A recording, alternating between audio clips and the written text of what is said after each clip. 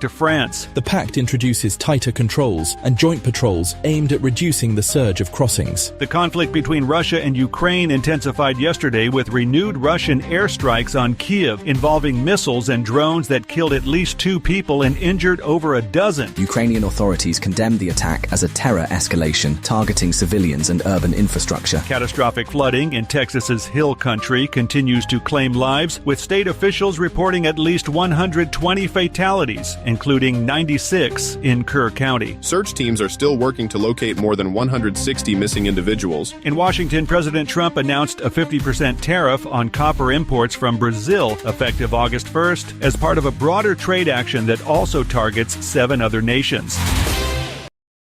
The opinions expressed on this program are those of the host or guest and should not be interpreted as statement of fact. I don't know why you always forget your mother. Checking and corrections are encouraged. Can we get a cup of coffee in here, please? That's a different show altogether, isn't it?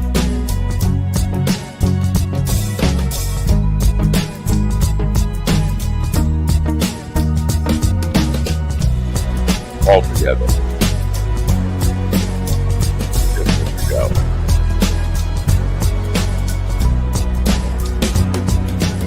Damn good coffee. And hot.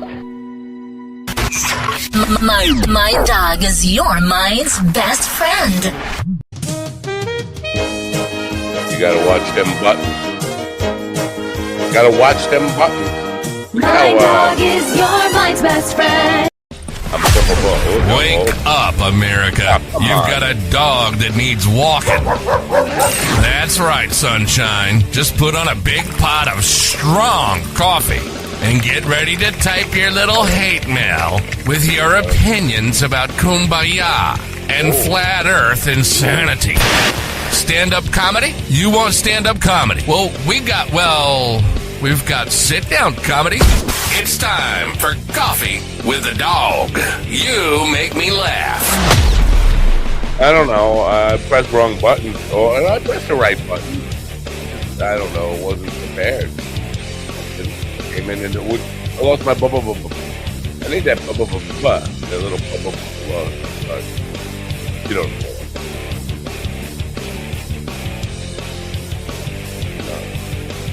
Can you just get off my screen? Thank you.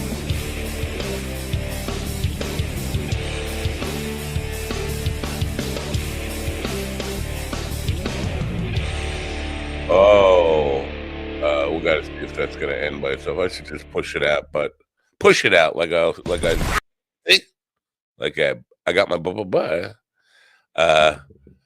Good morning, folks. It's Friday. We kind of made it through another week. Friday, July 11th, 7/11, 2025. Now, it's happy birthday to my stepdaughter Sarah. I think she's 98 today. It's a wow for a kid. How old are you? If you can, never mind. She's somewhere 30-ish, something, a little more maybe, whatever. It's also that fat Nazi scumbag Mikey Scarione's birthday, and it just reminded me of that because he always used to try to. He honestly, I can't talk yet. I'm not awake yet. He honestly tried to pass off the bullshit that 7-Eleven created free slushes for his birthday on 7-Eleven because he convinced him to do that. And it's serious when he spreads that bullshit.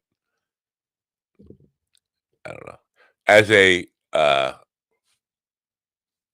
respectable black YouTuber that I am, I find that offensive. Why? I'm not really black, but it does look like I'm sort of at least mulatto or something by the color here. I haven't been out in the sun that much. What the fuck happened to me, my brother? That's my lame attempt at being black. I don't know. I just don't know. Anyway, Nazis are saying that Nazis are now flipping on Trump. I don't know if you noticed. Our resident Nazi, Nick Fuentes, is flipping on Trump. Other people are flipping on Trump. But when we say flipping on Trump, we mean really doing like somersaults on him or something. Anyway, well, look, the private chat is full of people talking about something.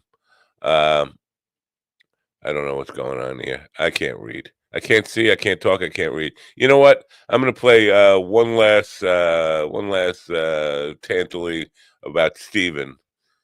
And then we're gonna bury Steven today. We're gonna take him out. We got to dig a big hole, obviously. I mean, Jesus, I'm trying to dig in a big hole, but we don't have the plane tickets to China would be too expensive for a fat fuck like him. Amish fat fuck cuck, pedophile, joke thief, whatever.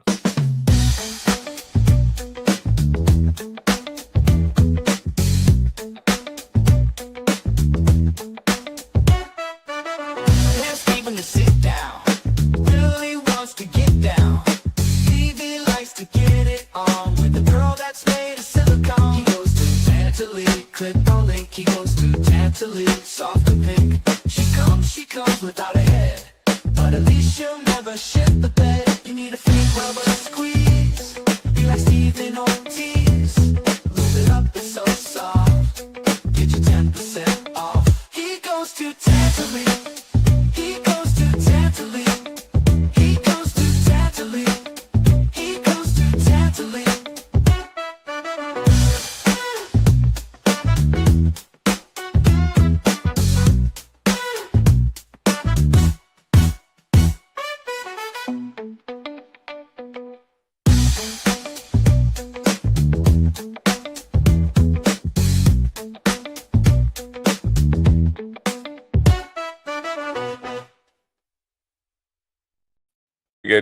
Just go. I don't like that whole going to black thing.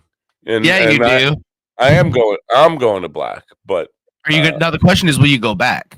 Anyway, in the room with me now, a very rude, about to be very jerking off from now until Monday morning when he has to report to Teller Cuck, reporting for duty. Oh my God. Steve Ortiz, and also in the room with me are Ron Kane, who has been missing in action for probably since the Vietnam War, and also my brother from obviously the same mother, G.D. Fenderson. How do you get you on this anyway? I don't even know how I got it. I'm turning color. I think I'm turning Japanese. Oh, sorry. I think I'm turning Japanese. I really think so. Go ahead. I'm sorry. Good morning, America. MindDogTV.com. Don't be stuck celebrating July 10th alone. Join your friends on Plausible.com. If you don't have friends on Plausible.com, I will be your friend.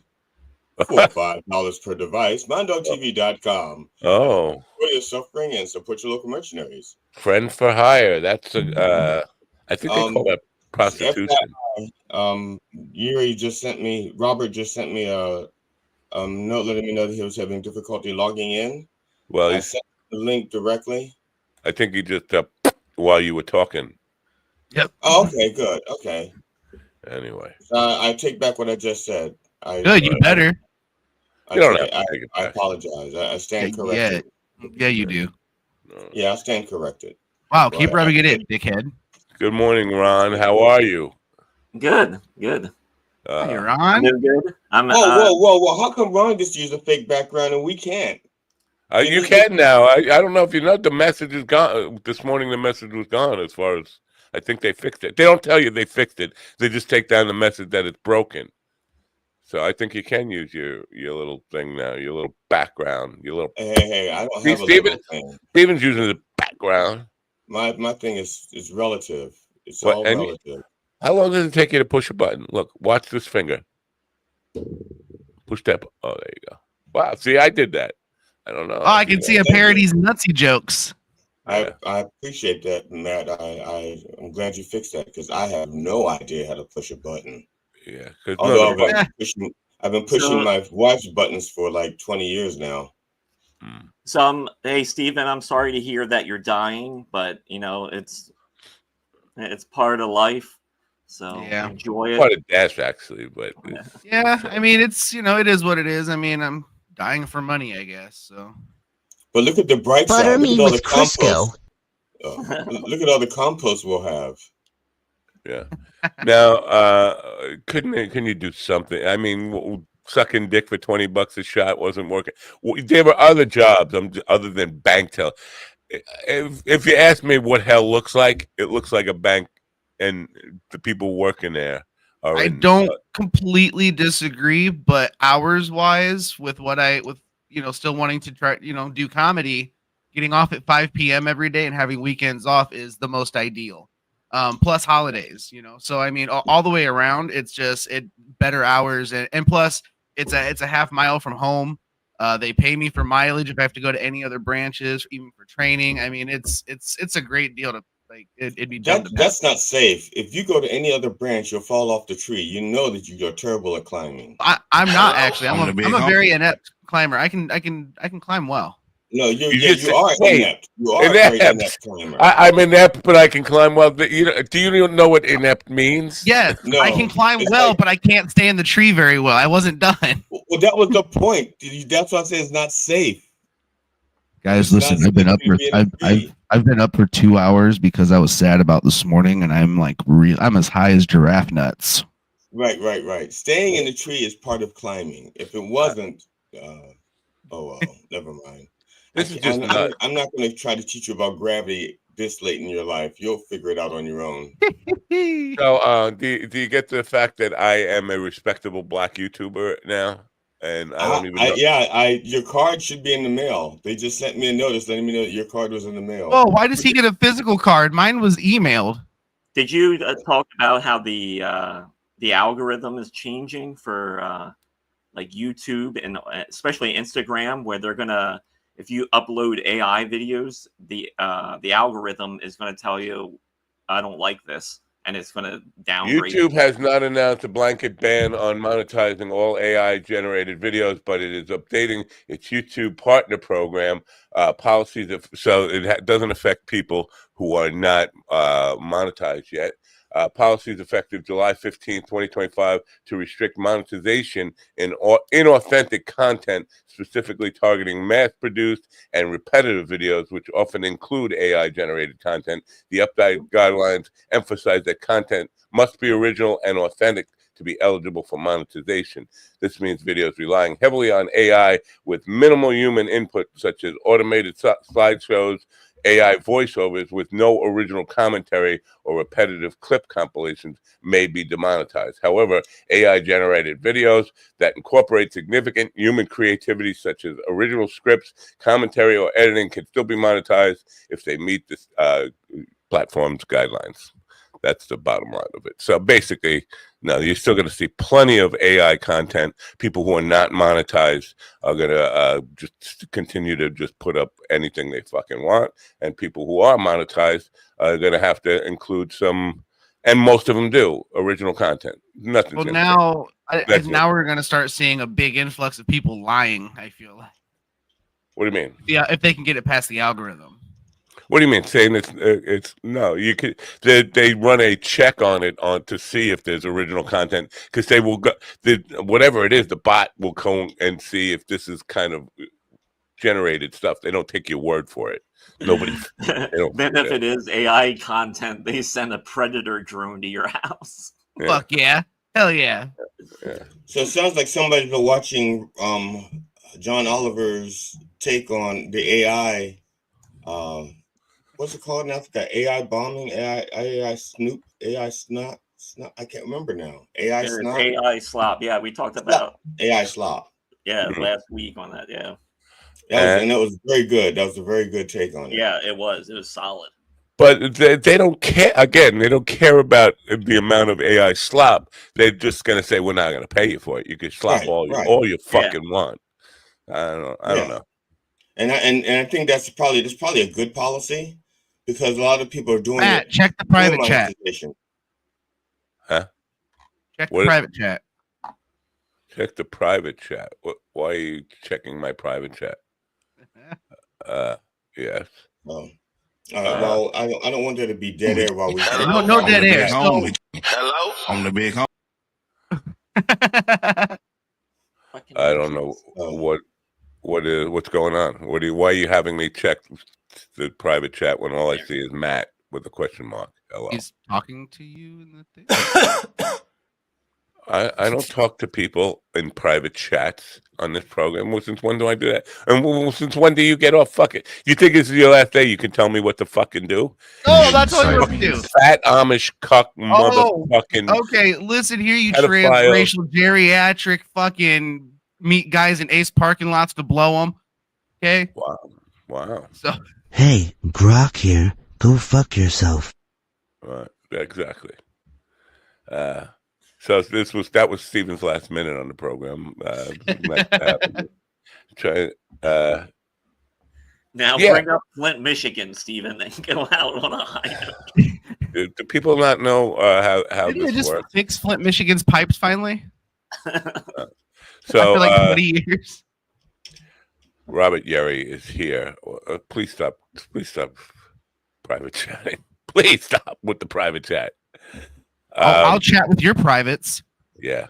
Robert Yerry is here. He whatever. From what I know about him, and this is the problem. What I know about him is this. He's GD Fenderson's best friend his entire life. They are the first interracial homosexual comedian team, and that's what you get when you don't actually send me any bio, website, or any information on that. No! I'm sorry. He's a friend of GD's. That's all I know. I just put point of reference. I don't think that we're the first biracial. I think that was Chris Tucker and Jackie Chan. Yep. Good morning, guys. How are you? Good morning. How are you? Hey. How you doing? What, were you afraid we were never going to bring you into the program? We see you down there. I've never been on your show before, brother, so I don't know how it works. She never watched the show before. It doesn't work very well. Right. That's completely accurate. Knows, right? And also, you just kind of excuse the bed there. You know what I mean? I'm Irish. You kind of let us know that you've never even watched the program before, so that's a good thing. But you're not alone. There are probably 8,000,000,005 people who never watched the program. But anyway, welcome. Oh, that's messed up. Yeah. But I know nothing about you, literally nothing about you. There's a part where you I know GD is the reason you're here because you guys had a thing or whatever. But I know you're from Troy, New York. That's what I know. And there's comedian in your bio. That's what tell us about you. Wow. You know that much about you? Yeah. It's your turn to talk, Robert. Tell us about yourself. Yeah. I'm from Troy, New York. Thanks for rubbing that in. I live in shithole upstate New York. Yeah. Hold on. I think there's a guy dying outside as we fucking speak. Yeah. I'm from Troy, New York. Yeah. But yeah. Yeah. What? So you've been doing comedy for a little over 15 years? Actually, 24. Believe it or not. Yeah, that's a little over 15, right? Yeah, 24 is a little over 15. It's all right. GD, it's your show. Take over. I'm not taking over. You're not getting me with that. This is not February. I take over in February. That's it. So I put out a question. Robert, tell us about yourself, and basically he didn't want to answer that question. So I don't know where we go from here.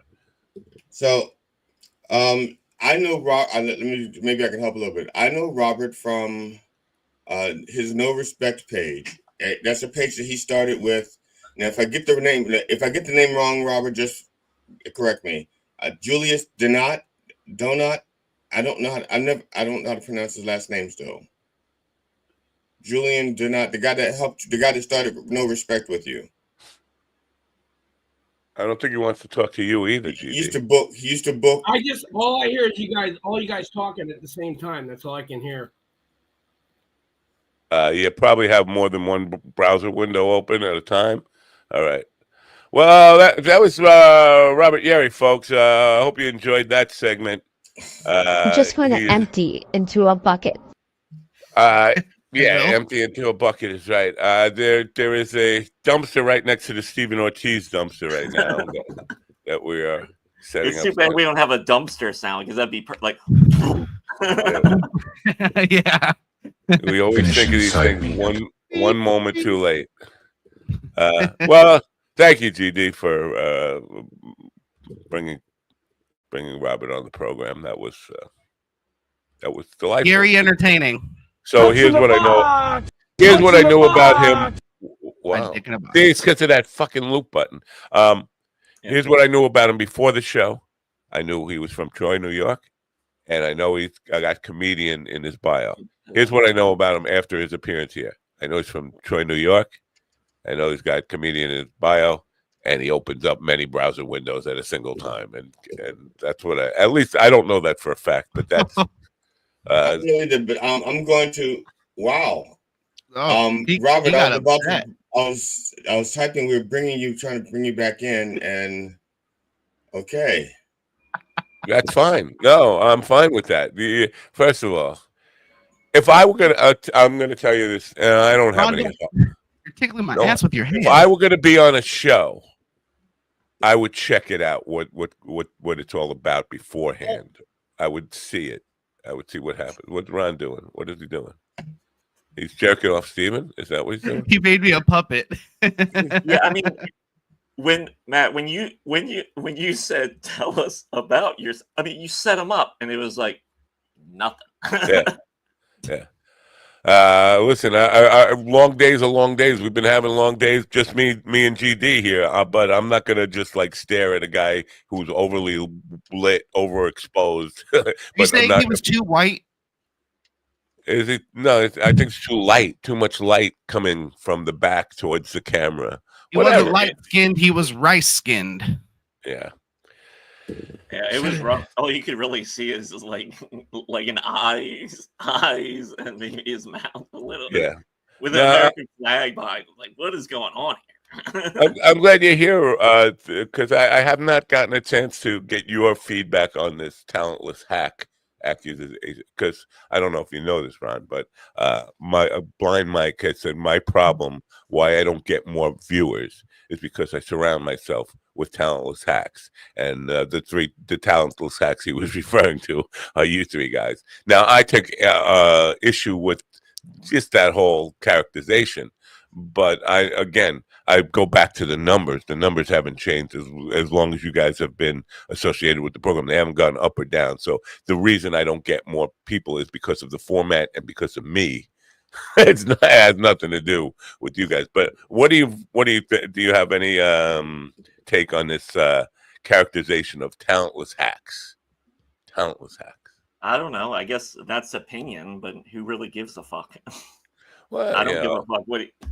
That's kind of the boat I'm in. I don't care, dude. Like, there's always gonna be somebody out there hating on somebody for something. So no one knows me, and no one really knows him. And who I don't care. I think you know what? I'm not sure that nobody knows him. I think people do know him. Even though he's got less subscribers than we have, he gets more. Like his live streams get like 1,000 people at a time. I don't think we've ever gotten that on YouTube. I mean, I guess good for him, but I don't watch. Yeah. So yeah, no, I get it, but I think it does matter. But at least that characterization. First of all, I think it's. He says he doesn't do it to be negative or mean. That actually kind of exposes a little bit of a mean streak in there, just to say that. But I think it sets a bad for people out there like. Well, I don't know. Robert's been doing comedy 20 years or something. I didn't know that, 15 years, whatever. But the people who are just getting started, they buy into this idea that talent is what it's all about. I talked about people like Bill Burr. I talked about Mark Norman, and you can name all these top comedians. I don't think talent is what got them where they are. I don't think fucking talent has anything to do with it. I think comedy is a skill you learn. You learn the craft of it. To Steven's point, he says a lot of people says you can't learn funny. I think everybody has funny. The trick is putting in the time and work to develop where your funny is to figure out and to harness it. And I mean, it's a mixed bag. It's talent, it's luck. Luck does play a part in it without a fucking doubt. Anybody who says luck doesn't play and luck is a huge part. I had this conversation with my brother yesterday. Because I shared a video of Flea talking to other musicians, and they were talking about talent. And Flea was talking about he goes, talent is so little of the equation. He goes, you can be able to sing beautifully without any training. He goes, but if you don't know how to do A, B, C, D, and E, it's going to take you nowhere anyway. So, but yeah, to your point, it's luck is a huge part of it. If you hear the stories of a lot of these comics or even musicians who do end up making it up towards the top or to the top, one of the common denominators is, well, I knew somebody, or I knew this person and they introduced me to this person, or I was at this place when this person showed up. So it's luck, and it's being in the right place at the right time, you know, to get the right interactions. But if you're not talented when you show up in front of those people, it doesn't mean anything either. So it all has to play a part. Apparently, I've made an enemy of GD's friend Robert, or I don't know if he's going to be GD's friend from now on. But he told me to go fuck myself. He said, "What fuck faces?" and then told me to fuck off and whatever. Okay. Listen, I'm not going to lose any sleep over that, Robert. I'm just not. I asked you to tell us about yourself, and you kind of just looked at me with like a face full of zeros. What do you expect? You can't. I'm going to put up with that for an hour? No. So yeah, hate on me as well. But yeah, you know, I don't want to belabor the point, but I think the whole point, and I brought this up the other day, trying to figure out a mission statement so people know what the fuck I'm trying to do here. And number one, trying to just pass the morning in a way that adds a few yucks to my morning, and I can start off the day, you know, well, with a better mood than if I just fucking got up and faced the world with all its bullshit without this. That's number one. But the second, and the reason I started this, was to be a platform that would be supportive of young comics and you know, not so young comics. Also, you know, also, Matt, there are so many podcasts, and yes, there are podcasts that, you know, do better, but those same podcasts that are doing very well have very large marketing machines behind them as well. Like Rogan and like some of those other podcasts which are owned by Sirius XM, same thing. Yeah. Funny, I hear Rogan say, I've never done any marketing at all. I've never done any marketing at all, which is not true. It's just, I remember when he started on Uscreen, which was the first, people weren't doing them on YouTube. They were doing live podcasts on this platform called Uscreen that doesn't exist anymore. And I remember that it was awful. His first thing, Brian Redband couldn't figure out what buttons to push. They had like fucking Christmas decorations flying in front of their face. But he sent out like mass emails. He went on his website and go like, "Oh, big exciting news! We're starting something brand new." That's marketing. Well, So, yeah. and then, well, technically, he's not. I guess it wouldn't be a lie if once he went to Spotify and shit that he didn't have to do the advertising; somebody else was. Yeah, but he'd been saying that since the beginning. We never did any marketing; it just organically grew. That's not true. First of all, you were on news radio. You were on Fear Factor. You had this people who followed you anyway all over social media, and then you just put it out there. And they have producers as well. They have those big shows have producers that sit behind. They keep fucking everything going. Like, you guys, are stalling. Move the fuck on to the next topic. They have that in their ear as well. Yeah. So I wanted to bring up, like, I've been watching all these like right-wing comics and pages with this whole Epstein list and how everyone's imploding. Like the Sean Ryan show, a show I bring up occasionally. He was super patriot, backing Trump, and the doomsday, gear and all that shit. And now his entire page is just dedicated to what the fuck happened to the list is on my desk to now there's no list. Like, everybody's freaking out, and I think it's hilarious. Well, like my buddy Scott Perry, Representative Scott Perry, a friend of mine. Like, I've been bringing up now on his pages. It's like, you've spent years preaching this law and order, and yet you sit silently about the Epstein files. To me, that speaks volumes to that person. It just says, so you're okay with kid fucking because your daddy has his dick down your throat. No, this is the thing. Ron, just have to correct it. We don't know that the dick is down the throat. It could be up the ass. It could be a dick and a fist.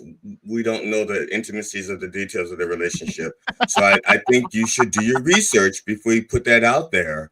and We just don't want to be sending misinformation out there. Definitely. right. That's all I'm saying. What is? Does anybody know what Grok said about it? I don't want us being demonetized or demonized or both because of misinformation. That's why I'd like to check with Grok if we could, but whatever. Bill O'Reilly says that Trump told him that he's Speaking very. of Bill O'Reilly. Yeah, but this is perfect. It's beautiful. He says Trump told him he buried the list because there are innocent people's name on it. Like if they just took lunch with them, and that doesn't mean they were diddling kids. Now he buried the list. He's keeping the list private because because he doesn't want to expose. Well, first of all, Trump never cared about other people in his life. But the second, you're suppressing a list that doesn't exist. Is that what you're saying? There are people on this list that doesn't exist that might get implicated and might look bad and out of context. Well, these are the same people that says they're leaking lies. Yeah. But so are you saying you're suppressing nothing? This imaginer, because they're saying the list never existed, not like it doesn't exist anymore, like we destroyed evidence. They're saying it never existed. Yeah, like, except what was it, a month and a half ago when those two, like Cash and whatever, they're on that TV show and they fucking asked them and they both had blank stares like, yeah, it's bad. Yeah, I don't know. But the Republican Party has done very well at rebranding the Democrats without the Democrats' permission. Like, we're gonna make America think you are the woke radical leftist because Kamala Harris never once mentioned anything about trans rights or any of that stuff during her commit. Not one. You can't find anything where she talked about that. But according to anybody who in MAGA, that's all she talked about. No, they branded you as that. The Democrats, if they had anything in life left them in them at all, would start to rebrand the Republican Party as the party of pedophilia, the party of people who don't care. If you look at Patrick Bet-David show, they were going on like, is this really important anymore? You're saying nobody cares about fucking mass child rape. And they were going on saying it's no big deal. What is this a big deal about anyway? It's gonna cause so much damage to the country. Can't we just move on and forget about it? Hello? Like raping kids en masse is not a big thing anymore. It's like when did the Republican Party become that okay with it? So the Democrats really need to seize the moment, but they won't. But they need to kind of say, Republicans, the party of pedophilia. I don't know. It may happen because, like Steven said, like everybody on both sides are equally pissed about this. Yeah. And it's so weird when you see like people agreeing now with Alex Jones or like what the that's what I'm saying. Like Alex Jones, Charlie Kirk, Sean Ryan, all these people are just all starting to say like, okay, this is finally the straw that everyone's like, wait a second. Yeah. I mean, it shouldn't have been. We should have been at this point a long time ago. But now even his like most loyal people are starting to be like, what the fuck is happening? Nick the Nazi came out and said we would have been better off with Hillary Clinton. We would have been far better off with Kamala Harris. He said, his reasoning, and it does make a little bit of sense. He said if Kamala Harris would have buried this report, the entire world would have blown up. They'd been impeaching her at the moment she said, "Well, there's no report." I don't think she would have made it to impeachment. I think they'd have had her shot before she got that far. That's right. Probably. I think the Secret Service would have turned on her. I'm just saying. I have no idea. That could be misinformation. I didn't do my research. And if I'm wrong, I apologize. Will you quit being a puss and covering your tracks? Just say what you're going to say. I don't want to get sued. I don't have much left to get taken from me. Okay. He's getting, GD's head in Japanese. I have my dignity and I have my wife. That's all I have left good in my life. I don't want to lose that in a lawsuit. Hey, FYI, StreamYard. Wait, you have your dignity? Yes, I have my dignity. Bitch, where? I'm not sure. I saw your dignity. I think I saw your dignity for sale. Say dignity. I didn't say dignity. I said dignity. Oh. You don't get to talk about my dignity. I mean, every person should be asking their senator or representative that's just sitting quietly, that is always preach this shit about law and order. Well, what about this? Well, I would. I tried to call my senator, but it turned out he was busy fucking kids in the back room. Well, I asked my senator. What's in the box? Our representative hasn't even been going to the office because he's such a big pussy and won't have town halls. People call his office, they leave messages because it's just an address. All right. Well, while we're talking politics here, and this is what people tune into this show for. Well, that's the politics show. Ron will be very happy to hear about a couple of things. Here on Long Island, a gun guy got raided by right wing. You know, the administration is taking away people's guns. They raided this guy's house, took out all his guns. He just had too many guns for them. They must be doing something illegal with them because he's got these guns. And then in LA, they were talking about peaceful Democrats taking up arms against federal agents. And I was like, isn't that exactly what the Second Amendment people argue that the Second Amendment is for? When the government comes at you with overwhelming force, you need a gun to protect yourself from your own government. Isn't that the argument they're making? And we see, again, as Ron has predicted, and I have agreed with forever, is that the right wing, the fascist right wing people are doing the gun grab. They expect it to come from the left forever. It's coming from the right, and they don't.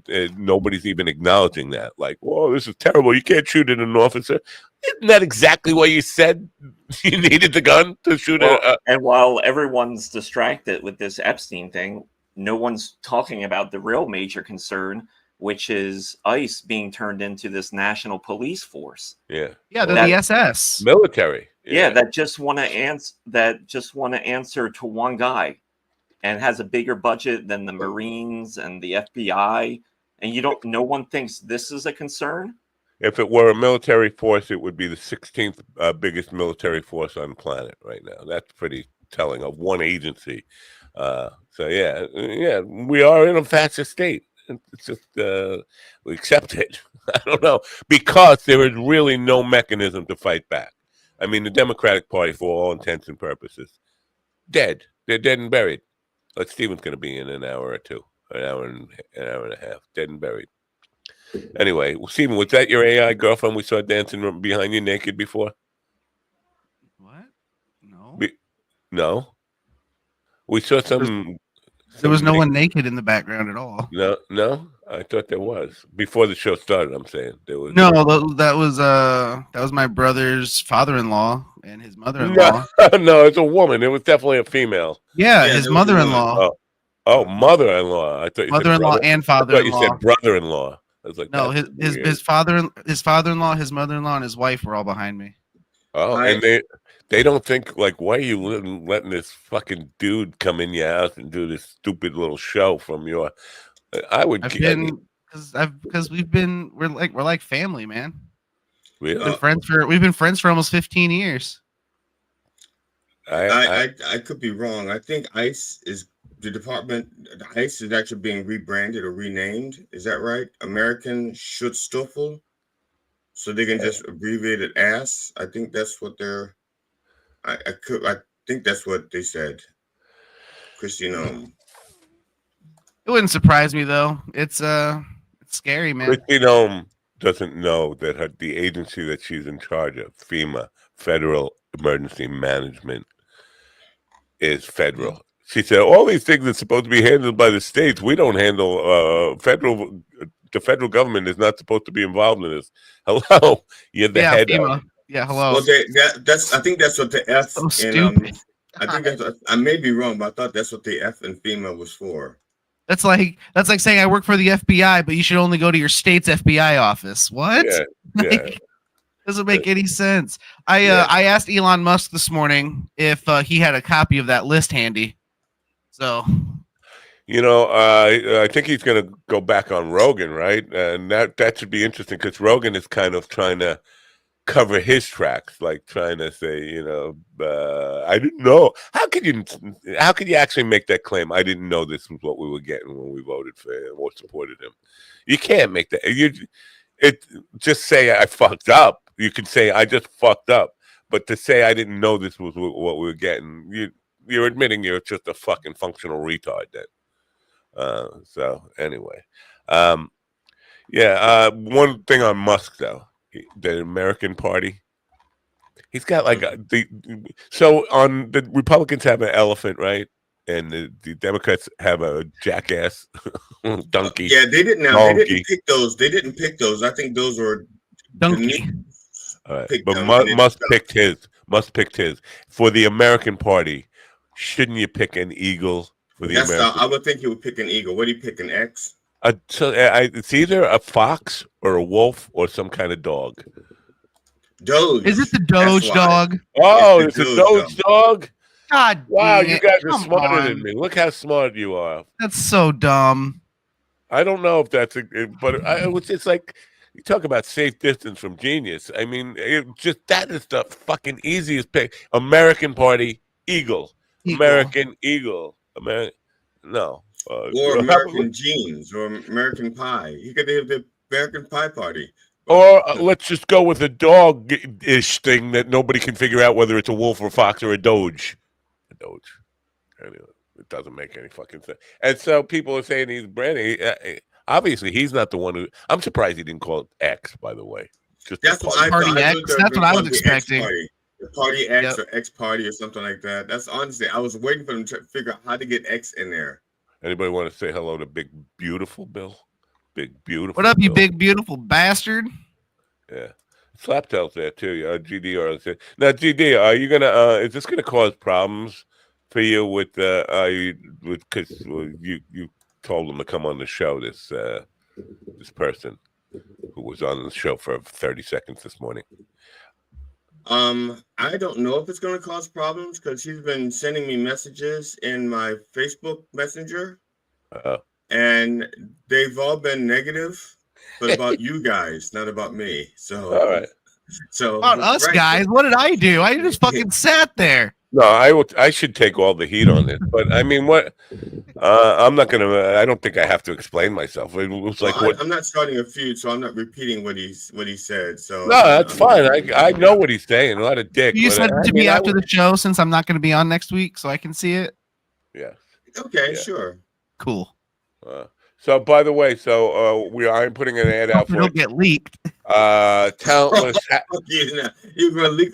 They're lies. You're leaking lies. You can't leak a lie. I'm not gonna do that. Help wanted. Talentless hack Amish cuck so I don't know exactly how to word the ad, but something like that. No pay.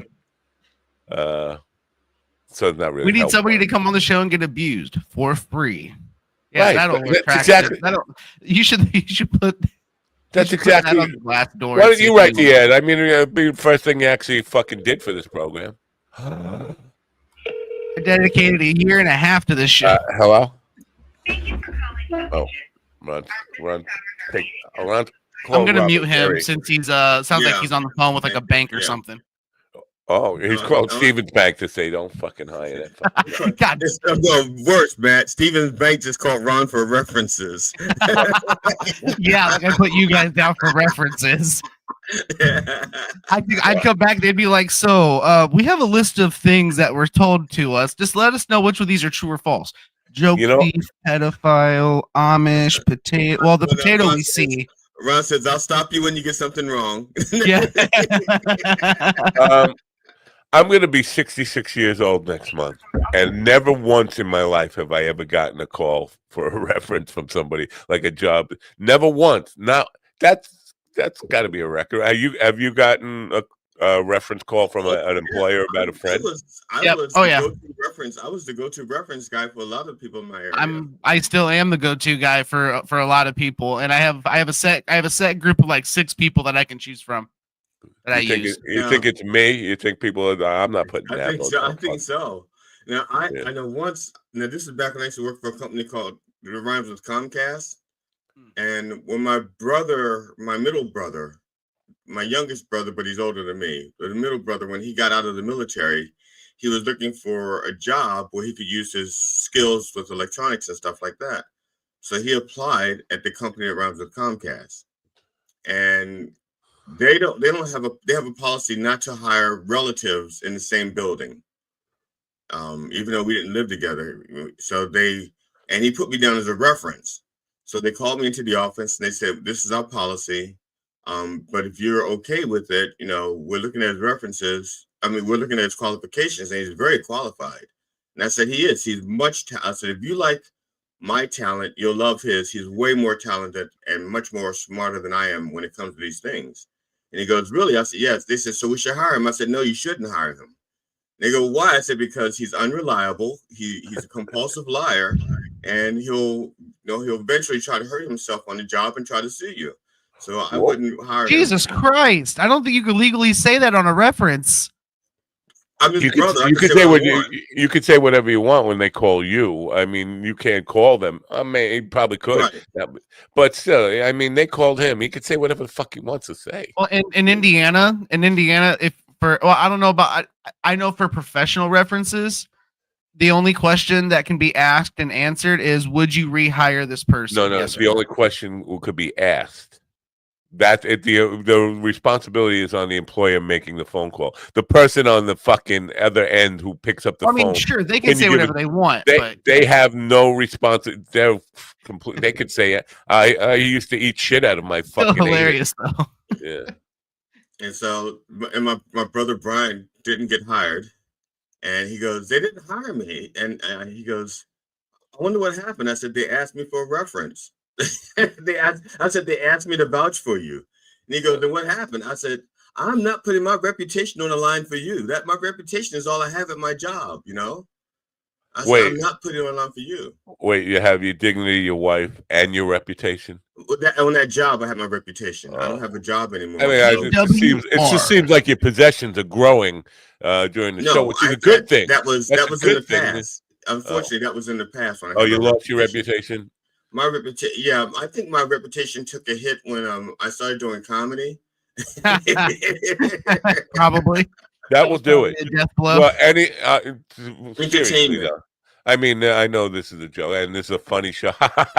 I've been doing comedy for 20 years or 15 years. I don't remember what he said, but anytime you put yourself out there in the public doing anything creative, yes, your reputation will take a hit. People will fucking come at you like, how dare you try to entertain us? How dare you think you can make me laugh or make me sing or make me cry or make me finger my butthole? Last night, yesterday when we were finished when we wrapped up the scene, we finished shooting. I came home and I was like trying to take care of house things I needed to take care of. Talking like a pro. We wrapped up. Believe me, I can't do that very long because I only learned like 3 new words. So we wrapped up, and some of the crew, like the assistant director, and the PA, are staying with the guy doing the shoot. They're staying with the director who lives next door to me. They got to the house before the director did, so nobody could let them in the house. So they knocked on my door. I'm sorry. Did I say knocked? They tried to fucking kick my door in. They're like, bang, bang, bang, bang, bang, bang, bang. I'm like, what the fuck? But I knew, as soon as I'm like, nobody in my neighborhood knocks like that. Okay.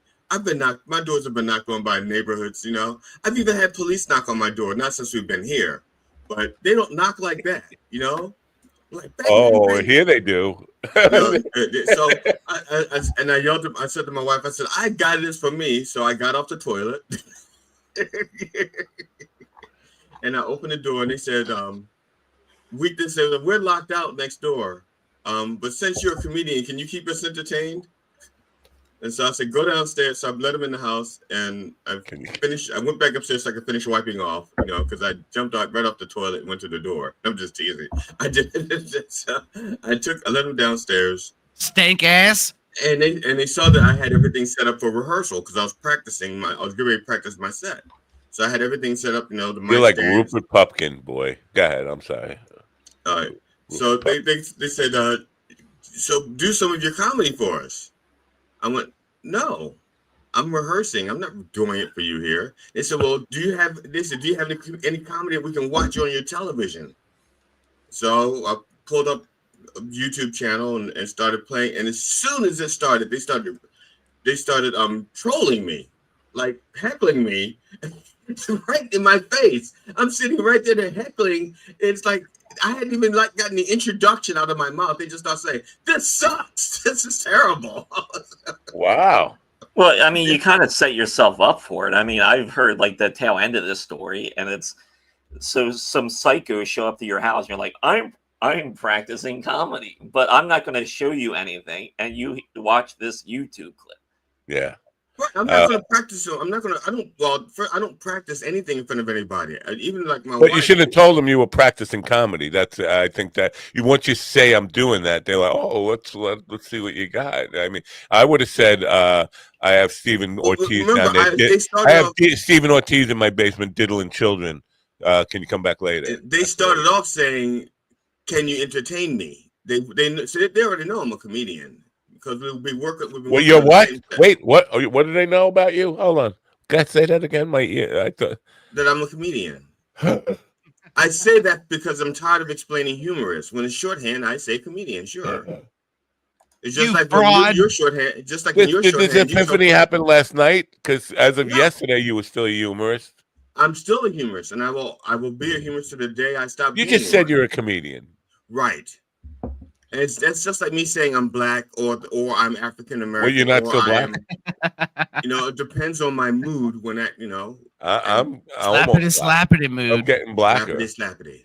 Hey guys, I was like last Friday. I was sitting around my house and like with my cock just hanging out, and these people showed up at my house, and they're like, "Can we just suck it?" And I'm like, "No, you can't suck it. You have to put it inside you." So when I started fucking them, once I started fucking them, they're like, "We don't like this. We want it in our mouth." And I'm like, "No, you're getting it in here." Yeah. No, I understand. I think you got to set up your expectations as correctly as all cock or no cock. Exactly. Well, there's no tax on tips, so just give them the shaft. All right.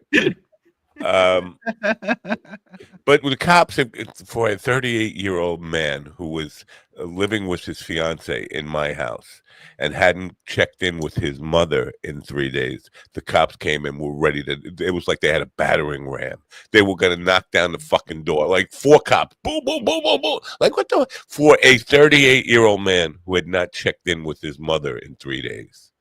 So I'm surprised that even the cops. You said even the cops don't bang like that in your neighborhood. Here they come for I don't know if what am I stealing?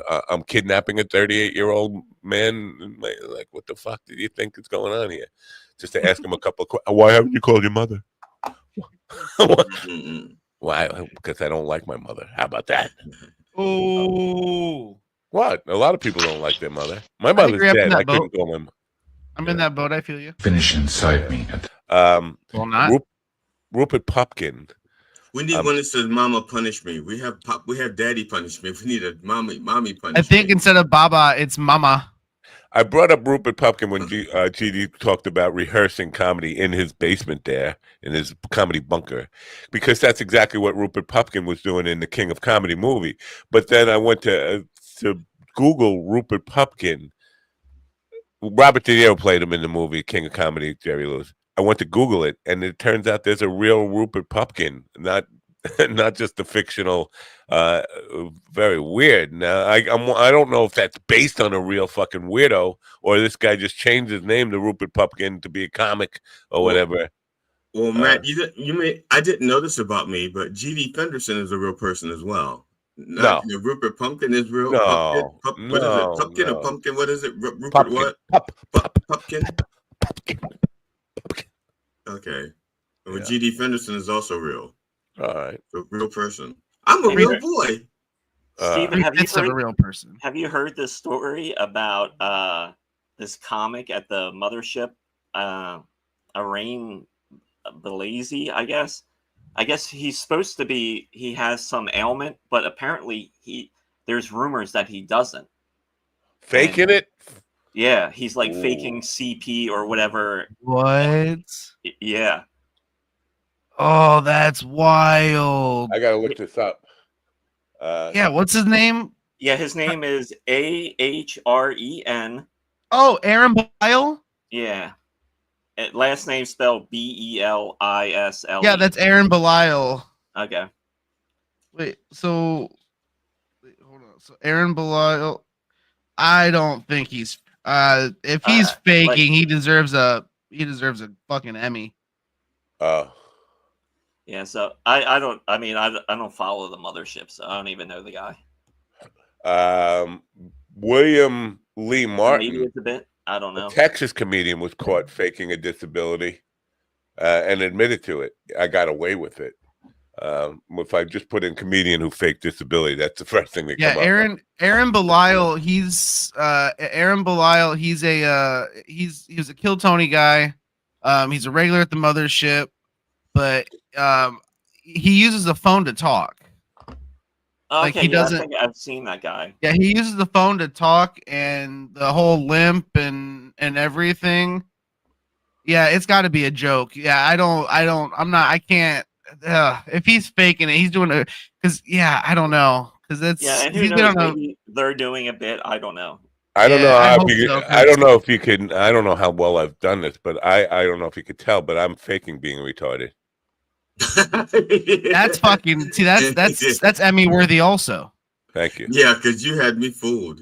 Matt, like to paraphrase Tom Cruise. You had me to hello. Yeah, this counted as community service because this counted as babysitting you.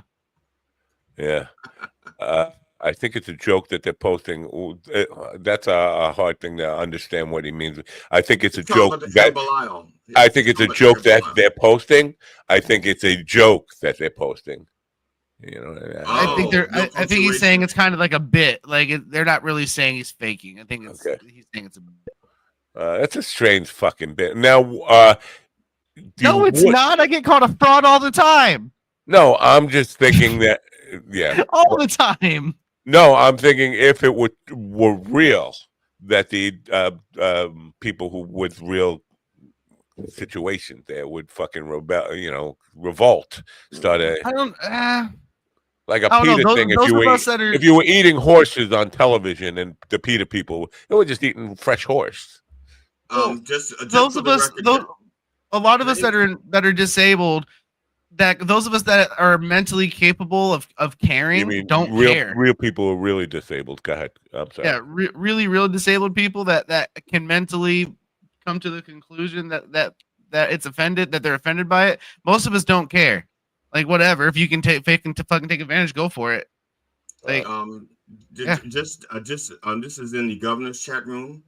Tony Miller wanted to know if this is really your last day, Stephen, and I explained to him it is, and so he responded, he wants you to return the executive washroom key from Governor's. Apparently, you stole it when you were there last time, so he wants you to no, actually, he didn't say any of that stuff. Not.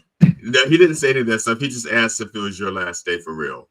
It is, yes. Yeah. I report Monday at 8 a.m. to the insert name of bank university, and that's day one. So yeah. Abby got in touch with me last night. It's so weird. Like flake is the only word. I mean, she ghosted me for like a week, 2 weeks, nothing. Still like I don't know what the fuck is going on with Sticks and Stones. They are doing shows there. Headliners, shouldn't I have heard of any of the headliners? Shouldn't I know if somebody's headlining a club in a very upscale place? Shouldn't I have heard of any of the comics that play there? The only people I've ever heard of that play there have been on this program or are brothers of famous comedians, like Chris Rock's brother, Eddie Murphy's brother. It's like Kevin, what's his face's brother?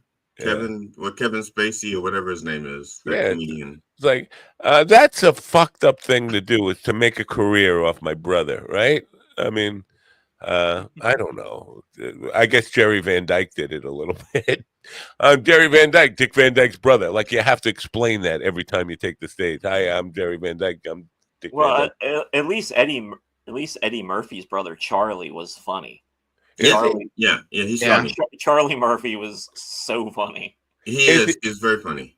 Is he headliner funny, like yeah. yeah. Oh yeah. Yeah, and I think I think think Chris- he's a better stand-up. He was a better stand-up than Eddie was. Because he probably put in more time. Now, I'm not this much just conjecture on my part, but because Eddie gave up stand up when he started doing Saturday Night Live and then movies and all that stuff. He didn't do it. I know he did his special Raw and stuff, but he didn't dedicate his life to it. And I bet you his brother Charlie has been doing it all along, and so of course he's gonna It's also possible that Eddie Murphy didn't have to work as hard at it, so he didn't work as hard at it, and Charlie maybe had to work harder at it, and so he did. I'm just saying that because somebody mentioned something shit like that to me earlier.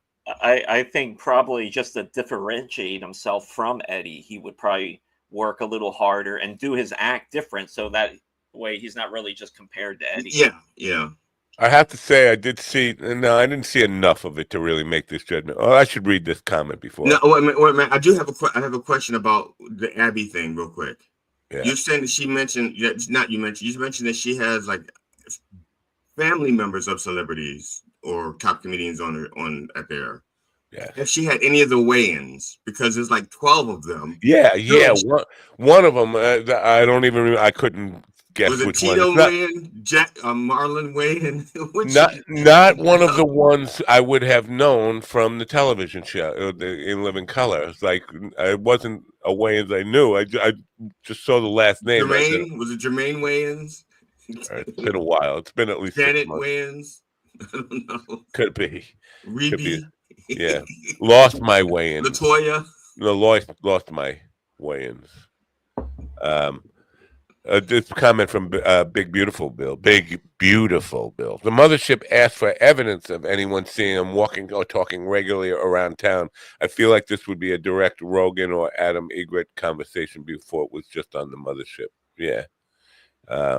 I agree. It's if there was, because if that was, because it is. I mean, I don't want to say he gets booked because he's a disabled comedian, but he's a disabled comedian that's been able to go through the ranks and get to the, towards the top a little bit. So if he was found to be faking it, that would destroy his career probably. Yeah, no, I wanted to talk about Chris Rock's brother. I can't remember his fucking name. It's not Charlie. That would be weird if they were all named Charlie. All the brothers are named Charlie.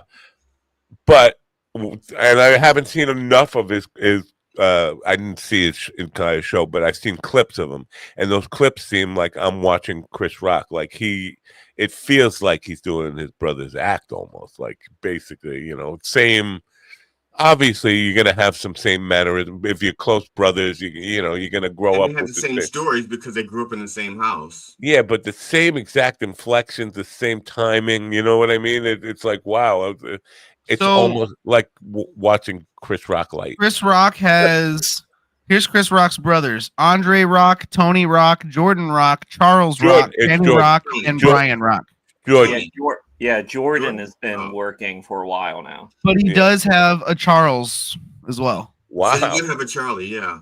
But Jordan, I can't pull up the clips, but if you watch them, you would say, because the shots are far away, you just think, well, that's Chris Rock up there. And that's Jordan does look a lot like Chris. Tony Rock is the one that went. Tony Rock is the comic that is the brother that went on stage with him and Chris or Hart, Kevin Hart. Yeah, Tony performs a lot. Tony Rock, and then the Jordan's out there floating around too. Wow. Okay. I didn't even know about Jordan. I knew about Tony. The one I know about, nobody knows about. Imagine that. So I think Tony's been around longer and doing a little more, and I think Jordan. But I can't say that for certain. But I think that'd be what kind of living you could make off of being a famous person's brother. Yeah, obviously you're not like Eddie Murphy has like $1 billion. Well, he has a mansion that's worth $20 million or something. Does his brother? I mean, can he buy a 2-bedroom house, a 2-bedroom ranch in a decent neighborhood? It depends on the neighborhood and what state it's in. Because yeah, like in California, you may not, but if it's in, let's say, Texas, because you can buy cheaper houses in Texas than you can in California and North Carolina. The Carolinas are the place to go if you're looking for cheap houses. Oh yeah, but that's because there's so much land now because a lot of the houses have been removed. You also have There's a new fire in California right now, as a matter of fact, in LA. This is clever. Well, I was going to say that, but I thought it was low hanging fruit. So I'm not criticizing you. I just say I didn't want to go there. No, I think you're right. I think it does qualify as low hanging fruit. But in Austin, they're grabbing any fruit they can because all the water from the hill. Oh yeah, that's true. You can't get low hanging fruit in Austin because it's been washed away. Yeah. Party on, Bill. Party on. Yeah. So Jackie just sent me a picture of his weed. I'm gonna go to Jackie's cousin's house out in the Suffolk County, because he doesn't want me to tell people it's actually his house. Because why? It's legal to grow weed. You did though. God damn it! What? You just said it was. Yeah. But anyway, so I'm going to go out there and do a weed world thing at Jackie's place. It'd be interesting. I should make him put a bag over his head and have him be the unknown comic. Remember the unknown comic? Yeah, from the Gong Show. Yeah, and other places afterwards. What? No. Why I remember the unknown comic from a little movie that I seen when I was very young called Night Patrol. Yeah, and wasn't he also in one of those like montage comedy movies? Not Chicken Fried Movie or something like that, but I think he was in one of those montage comedy movies. But if you talk about all the people cashing in, it would be so easy just to go out there and do that voice and be the unknown comic and kind of get some headlining gig. How do people know if you're him or not? No, everybody, but people know who he is, though. He's been exposed. Boomers know who he is. Yeah, boomers know who he is. Yeah. That comes to a thing I wanted to talk about. Now I'm like in my neighborhood, I'm the unknown comic. So yeah, the Hedberg thing. No, Stanhope got back to me, which is fucking. I can't believe he actually answered me with questions. They didn't know a whole lot, but the Hedberg thing makes me think about, because it was an MTV pilot to introduce comedy to 18, 19-year-old, 20, 21-year-olds. I don't think 21-year-olds, people in that age, really are comedy fans, stand-up comedy fans, and they might watch it on television. They might watch a special and know Shane Gillis and all that kind of stuff because it's on Showtime or Netflix or whatever. But they don't. I don't think they go to comedy clubs. I don't think. I don't think they have the money to go, and also it's and also not just the money, but I think there's an attention span issue. Yeah. So, but I don't know if that's. I don't. Yeah. That's what it is. They're not gonna watch a guy with a microphone walk in a 5 foot radius thing and tell jokes for an hour at a time. You're not. They might watch let's say like a Gallagher. Go see like a Gallagher or a Carrot Top where there's like colorful, splashy things, gimmicky things happening. But I don't think they have the wherewithal to sit to like a Will Rogers or a. Women are always splashing at my shows. Yeah. But even before the internet, even before the shorts and reels and stuff, there's a difference between watching it. Like I would watch when I was 21. I would watch Robert Klein's special on TV at home at late night, basically by myself or with my brother or whatever. But I would not be going to a club to see for the money issue and I could take it at 10 minutes at a time, 15 minutes at a time, but you're not going to pay to go see somebody and then walk out 10 minutes into the show because you're bored now, 21-year-olds. So that's the kind of thing. The Mitch Hedberg pilot they were doing for MTV was supposed to be aimed at introducing comedy or the new Seinfeld, as they were billing him, to 21 years or old or younger, like the MTV generation of the late 20th century. It just doesn't seem like where did MTV get the idea that young people really are interested? And why Mitch Hedberg for that age group? Because Mitch Hedberg's comedy, he was 37 at the time. By the way, I think he's very, very talented, very funny, very talented. But you think look at his material, I don't think the average 18-year-old is going to grasp onto it and go like, yeah, I get that. Right. I think you could be at least 19 or 20. Well, I think it kind of fits the attention span thing because he's not telling stories. You're not trying to keep track of shit. Yeah, but you also have to have knowledge. Set up, punch, set up, punch. It's go, go, go the whole time, basically. But you also have to have some kind of experiential knowledge to understand some of the things that he says. Yeah. You know? A lot of it was like kind of punny though, right? So like it was just having to just get it. Yeah, I bought a 2-bedroom house, but it's up to me to decide how many bedrooms. Like this bedroom has an oven in it. This bedroom has a lot of people watching television in it. Yeah, or I spilled spot remover on my dog. Now he's gone. Yeah. That ain't a head bag. That's not a head bag. I thought that was Stephen Wright. Stephen Wright. Yeah. Oh, is it? Yeah. Okay. And don't feel bad. I get the two of them mixed up a lot. Yeah. Okay. I like them both. But it's the same kind of comedy though. It's just instant. It's just you're just like, ha. But the difference is when you hear the joke, do you hear somebody playing bass in the background? If you hear somebody playing bass in the background, it's Mitch Hedberg. If you don't hear music in the background, it's Stephen Wright. Now, why do you say that? Because I had never seen this. I'm really curious now.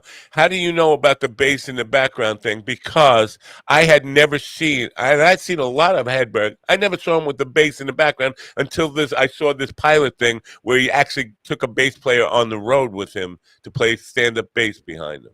I've never seen him without somebody playing music in the background. Really? That's the only, and to be honest, because of the styles of comedy between Stephen Wright and Hedberg. Like I said, I'm not like a comedy aficionado. I'm not a comedy student. I'm not a student of comedy by any stretch of the imagination. But that's how I could tell the jokes apart in my head. Whether or not I recall it with music or whether I recall it without the music. Do you find it distracting? Because I'm noticing, because I knew the material without the bass player. Like I forget which bit he was doing, but he's doing a bit that I knew very well, a Hedberg bit, and I didn't hear it with the bass player. Now all I'm finding is this bass player is playing some interesting stuff back there. Even though he's just vamping on one chord, he's playing some cool stuff. And now I'm listening to the bass player. I'm distracted. I'm not listening to the jokes. Do you think it serves the comedy or not? I think it makes a difference, and I think it just adds. I think it just. I think it's like an elongated version of like a nightclub act where the singer is talking before he starts the song. Only this is elongated. He never starts the song. You know, it's like, and then for this next song, boom, boom, boom, boom, boom, boom, boom. So for this next song, it's about GD's mother, and we're gonna talk about that. But he never ever gets to the song. That to me, that's what it's like. Yeah, it's very, because I'm looking at it thinking, how would it be if I did not know Mitch Hedberg and I didn't know the material, and this is the first time I'm seeing it? Because at one point the bass player is playing Roadhouse Blues, and I'm on it like, why are you fucking playing Roadhouse Blues behind this bit? Now I'm just going to be thinking about the Doors, and I'm not listening to the fucking joke. But I don't know if this was the first exposure to that, if I would still feel the same way. But I didn't know him any other way. I don't know. I didn't. Now it's possible that he was doing it, and without the bass player, and I just thought he was Stephen Wright. I don't know, because that's, like I said, that's how I can distinguish the two of them in my head. Anybody in the chat room? Am I the only one that never saw Mitch Hedberg with a bass player? I don't remember ever hearing the bass behind him either. It's not like hearing it. It's right next to him, right behind him. Boom, I don't boom, remember. I don't. Yeah. Here's the thing, though. I feel like I'm seeing flashes of it in my head, but I feel like it was because he was at like Saturday Night Live or something like that, where there was just a band there. Wow. Maybe that's what I thought it was. I don't know. Now I'm gonna go look it up after this and end up in some rabbit hole that I didn't want to end up in. No, I agree with GD's assessment that it definitely makes it different. But for me, because I knew the material, it's just like, what is this? It's just distracting. Again, the guy's a pretty good bass player. The guy who. Oh yeah. He's way better than the average person that I would affiliate with. Yeah. Another part of, and I'm going to talk about this in my reaction thing, and I don't care if I'm not like a burning fucking material here, but you're wasting film. Yeah, that's what I'm doing. The Hedberg was a very broken person. Obviously, he's a fucking heroin addict who died in his late 30s. Just very full of stage fright, but still driven to be a comedian. But the idea that shooting yourself in the foot, because he took this fucking possum guy on the road with him, right? This possum guy who I've been stop on this possum guy. Yeah. Are we going to ever have an episode in the future where you don't talk about the possum guy? Right, but he took him on the road with him, but then you see glimpses of him where he's regretting this, and he's really harsh on the guy, and he's saying, "Go out there and tell a few jokes," because the guy sucked. I mean, honestly, I hate to say that about somebody, but if I paid money to see that possum guy, I would be complaining, and I don't complain. I would go to the owner. Maybe he was Hedberg's emotional support possum, and that's that's how he started. I mean, Hedberg is very open about saying when he first played this place in Boca Raton, he was scared to go on stage, so he brought the fry cook, which is this fucking possum guy, brought him up on stage with him, and that's what started his career. But then to keep taking him on the road and thinking you're going to make him evolve into a comedian, when he just keeps getting worse, and you see Hedberg's frustration with him, like he's telling him, "Eddie, you're ruining stuff. Just tell a few jokes," and he's going on and on about trying to get him to be a comedian, and then he's not doing it. And you see him getting douche chills. That's what I call it, douche chills. When you're embarrassed for somebody else, like this is really bad. Somebody get him off stage. This is not good for your career, especially as you're doing pilots and stuff. That's what I'm talking about. Self-sabotage. It seemed like. Why, no matter how much you love the guy, if you're going to do this and you're going to try to impress Fox Television or MTV, you're not going to take your friend who you know sucks and going to make you feel bad about it. When you have the kind of drug habit he had where he was where his leg was about to fall off, bad decisions aren't that surprising. Yeah. And maybe he was more than just a possum. Maybe he was also a mule. Yeah. Well, here's the thing. Possums have a pouch. So maybe you're right. Big Beautiful Bill said he didn't see the bass until after he passed. I guess old clips. The bass player died? Shit. No, the bass player. That's what I'm curious about, because all these people, even his wife, Lynn Shawcroft, I can't say that, Shawcroft. I used to follow her on Twitter. She's been missing on social media for a couple of years. I'm like, is she still alive? I looked her up. Apparently, according to Wikipedia, she's still alive, but I don't think she's still performing. No, but I heard the bass player was on the road doing comedy without Hedberg. He was just doing a solo act. He was just going to comedy clubs and playing music that he played behind Hedberg without Hedberg. At open mics, just behind comedians? Yeah. No, not even behind comedians. He just has a stand there where Hedberg would be. He's just playing the music. That's a bitch. I mean, you talk about instruments that are a pain in the ass to take around on the road, a fucking stand-up thing. To an open mic night to get up on stage for 5 minutes. That's a lot of fucking work. I had a double bass. I went to go meet Yo-Yo Ma. This is one of the things where he was signing. My mama? Yeah, your mama. Yo-Yo Ma. I'm the big homie. And it was standing in line. So I said to my friend Phil, I said, "I'm going to bring my bass so that Yo-Yo Ma can sign it." He goes, "My ma?" He's not going to. He goes, "Don't bring the bass. He's not going to sign it." And he goes, and then you have to carry it and hold it in line, and so he talked me out of it. And I finally get up there, and I said, I meet Yo-Yo Ma. He goes, "What do you want me to sign?" I said, "I want you to sign my bass, but I didn't bring it because Phil told me that you wouldn't sign it." He goes, "I would love to sign it. I've never signed a bass before." And I looked at Phil and I said, "I'm never listening to you again." Yeah. I said, I would have the only bass signed by Yo-Yo Ma. Did he ask you to do stand-up? Yeah, he did. And I wasn't even doing comedy back then. Wow. Here's a little sample. That's Yo-Yo Ma?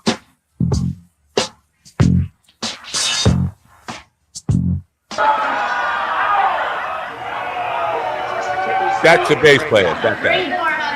That's Lynn. All right, sweetheart.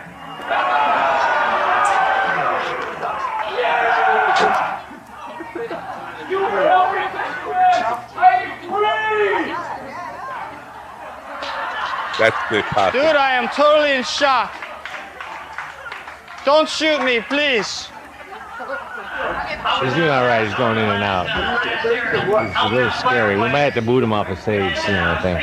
We'll take him off now. Yeah. See, that's what I'm talking about. You can see Hedberg is again.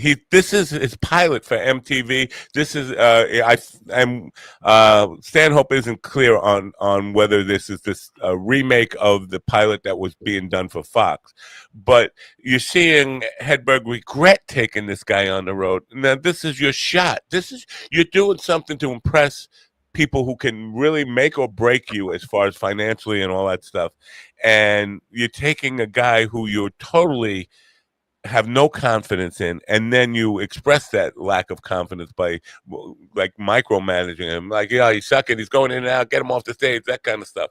It's an interesting dynamic that you got going on there, but it feels like this was a heroin addict's bad decision of taking and not his like friend his on the road. decision to do heroin, which is one of his better ones. Right. It's a sentimental, and I think it's not uncommon for people in the arts to think with their heart instead of their head. Like, okay, I'm doing the show, I'm going to take all the people who are supportive of me, because that guy Eddie the Possum is very.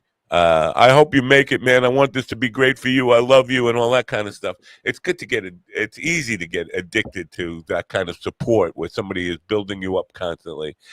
But you don't necessarily have to put them on stage and ruin God, your I don't know what fucking that's shot. What Gigi told him? So what? Gigi told Yo-Yo Ma told him no. Oh, motherfucker! I told him no. Yeah. So anyway, hey, Slaptail, did you ever see Hedberg with the bass player behind him? When the bass player yeah, it's an odd choice, right? I mean, if you got piano player, maybe, I don't know. Wind chimes. Yeah. I don't think it's bad to have like a backing band or something, but just a stand-up bass player behind you is kind of. It does have like a jazzy kind of beatnik type vibe Well, to it. Kill Tony utilizes a band in the right way, right? You know. I'd like to do I want to do a comedy show where you'd have a saxophone player on stage. Because sax to me is just so ridiculous. I don't know if you know this about sax, but the chicks dig the sax players. They think because the way you make that reed like vibrate, you know what I'm saying. Anyway, sax players get more pussy per capita than any Not other. more than jaw harp players. I think jaw harp players are number one. What the fuck is that even? You call it jaw harp. On Long Island, we call it Jew harp. Oh my lord! Send your parents a letter. Tell them you're a whore.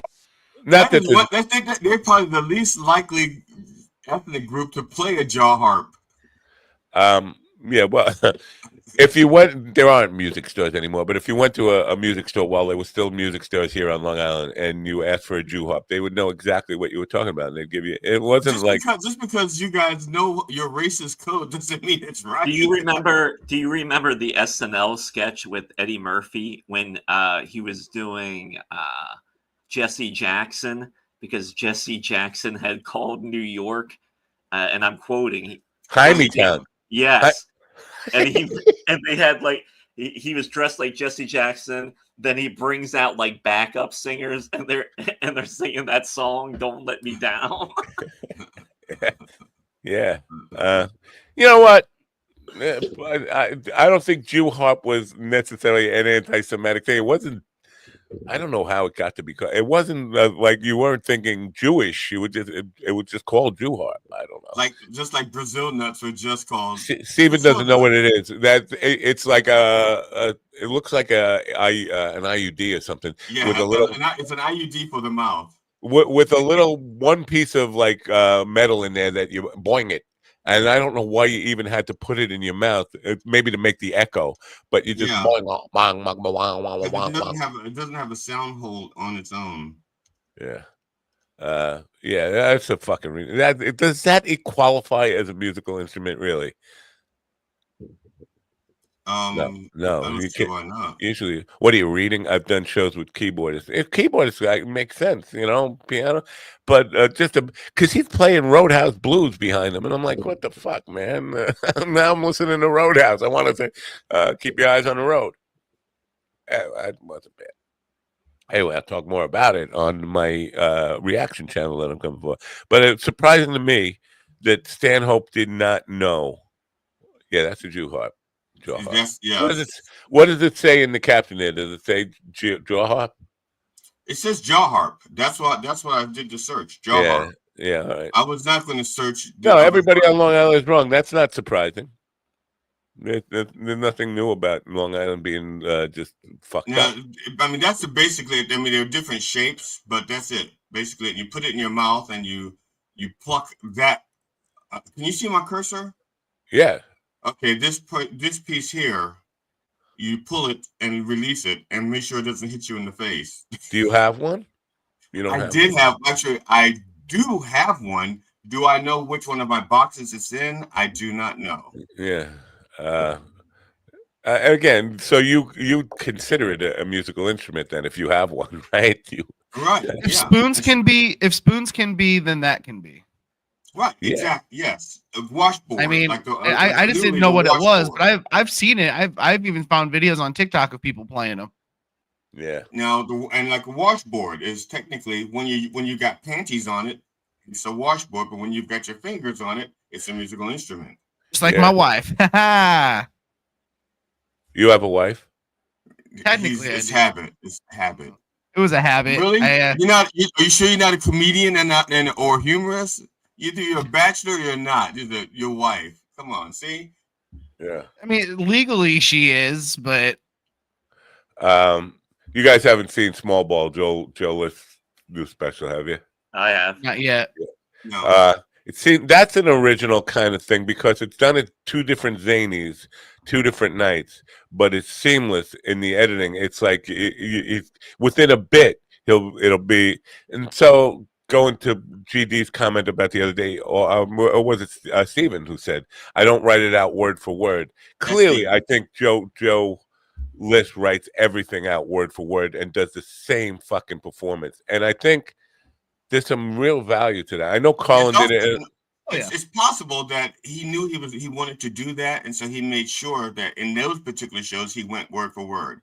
Or maybe just that bit. Maybe for that bit he did word for word just so they could do the transition. Because I could do that, but because I've noticed that many. I mean, I've seen many comedians do like a show that's compiled of multiple shows, and they just do things in. And again, I mean, I've even used that device, and I'm not even as good as these other guys. So I like when Bo Burnham does his specials, and he always calls out the video editor, and he always does a weird like transition where it's super obvious, like he'll change his shirt or something, and like it barely mention it, but it's just so fucking funny every time he does it. He's like, you know what's weird is transitions, and he's got like from a blue to a black shirt. It's like what? Like, yeah, I watched that recently. Then yesterday, I watched Mudbone, which is Pryor doing like 45 minutes on his TV show, which was good. Then I listened to Pryor's first album, his first Grammy-winning album again, and man, that the first side to that album is unbelievable. Sounds like Ron was doing some comedy woodshedding, basically yesterday. It's like I watched Carlin's special. What is it, Our Town or whatever? I forget. Back from '96. Yeah, I watched that, and I've been consuming a lot of like comedy like that, like List specials in there and things like that. So Big Beautiful Bill says he watched it last night. Joe List is very underrated. Not underrated in my opinion. I mean, I understand what that means, and I think a lot of people don't know who he is, who should know who he is.